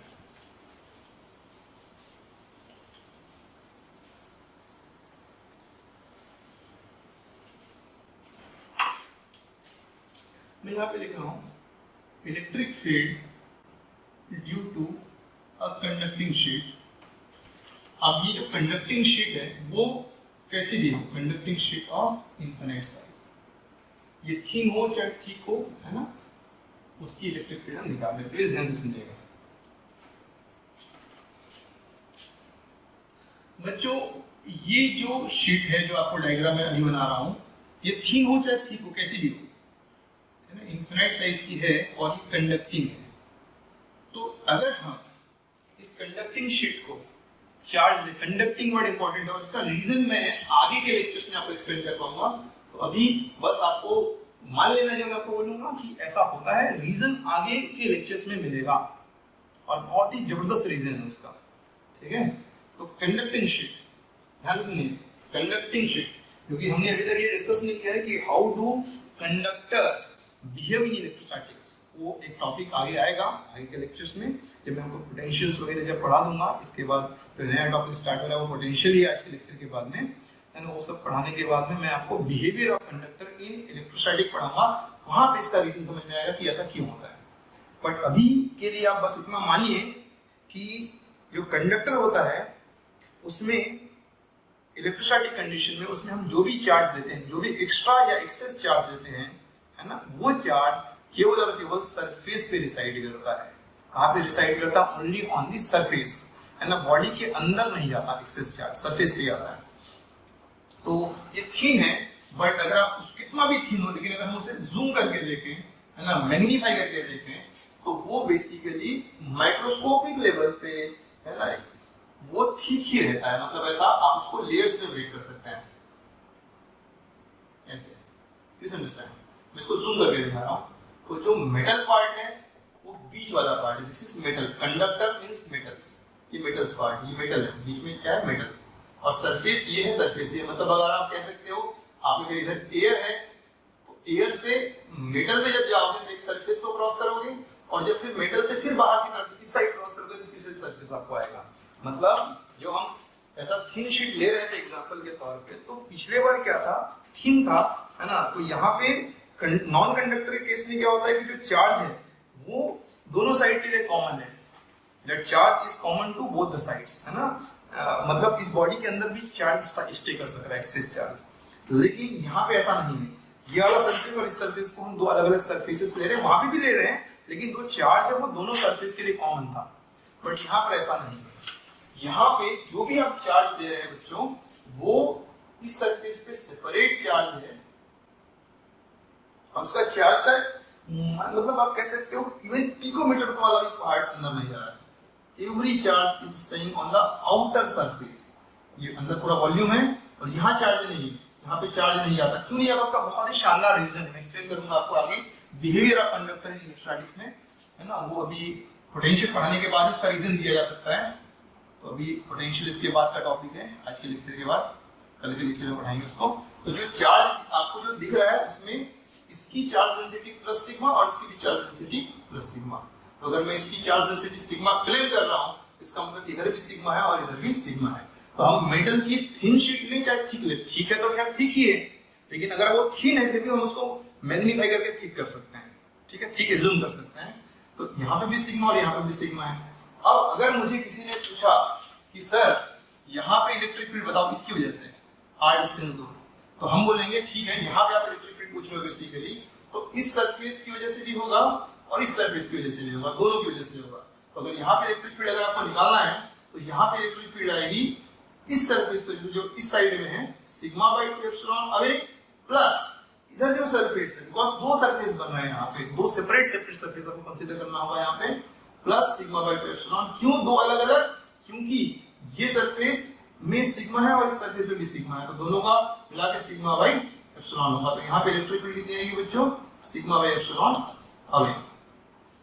अगर आप यहाँ पे बात करेंगे तो सेम आएगा, इसकी वजह से किधर होगा, इस इधर की तरफ में सिग्मा बाई 2 एप्सिलॉन, इसकी वजह से होगा अबे सिग्मा बाई 2 एप्सिलॉन, दोनों जुड़ करके कितना हो जाएंगे sigma by epsilon electric field. और अगर आप अंदर की बात करेंगे तो मुझे अलग से नहीं बताना है कि यहाँ पे इलेक्ट्रिक फील्ड कितनी हो जाएगी, 0, जो कि सच है। मेटल के अंदर वाले पॉइंट पे इलेक्ट्रिक फील्ड 0 होगी, क्योंकि इसकी फील्ड होगी सिग्मा बाई 2 एप्सिलॉन अवे, इसकी फील्ड होगी सिग्मा बाई 2 एप्सिलॉन अवे, दोनों कैंसिल आउट होकर कितनी हो जाएगी, 0। ठीक है स्टूडेंट्स, तो मैंने आपको electric field due to thin sheet है ना, non conducting sigma by 2 epsilon away या towards it depending upon plus या माइनस बता दिया है। और अगर वो नॉन कंडक्टिंग के प्लेस में कंडक्टिंग होगा तो दो सब केसेस कंसीडर करना होता है ऐसे केसेस में, और इलेक्ट्रिक फील्ड हो जाती है सिग्मा बाई एप्सिलॉन अवे। तो आज के लेक्चर में मैं आपको इतना ही पढ़ाऊंगा, और यहाँ पे एप्लीकेशन ऑफ गॉस लॉ का जो टॉपिक है वो ओवर हो जा रहा है। और अब हम नेक्स्ट लेक्चर से है ना, सॉरी कल तो लेक्चर आपका नहीं आएगा, सैटरडे और संडे 2 दिन लेक्चर्स नहीं आते हैं है ना। मंडे के दिन मैं आपको स्टार्ट करूंगा कौन सा टॉपिक, वो टॉपिक रहेगा बच्चों पोटेंशियल। तो हमने electric field, coulomb force, charge वगैरह सब कर लिए। अब हमारे पास 2 टॉपिक बाकी रह गए हैं, एक है इलेक्ट्रिक पोटेंशियल और इलेक्ट्रोस्टैटिक पोटेंशियल एनर्जी। तो आज के लेक्चर में स्टूडेंट बस इतना ही। Okay, thank you.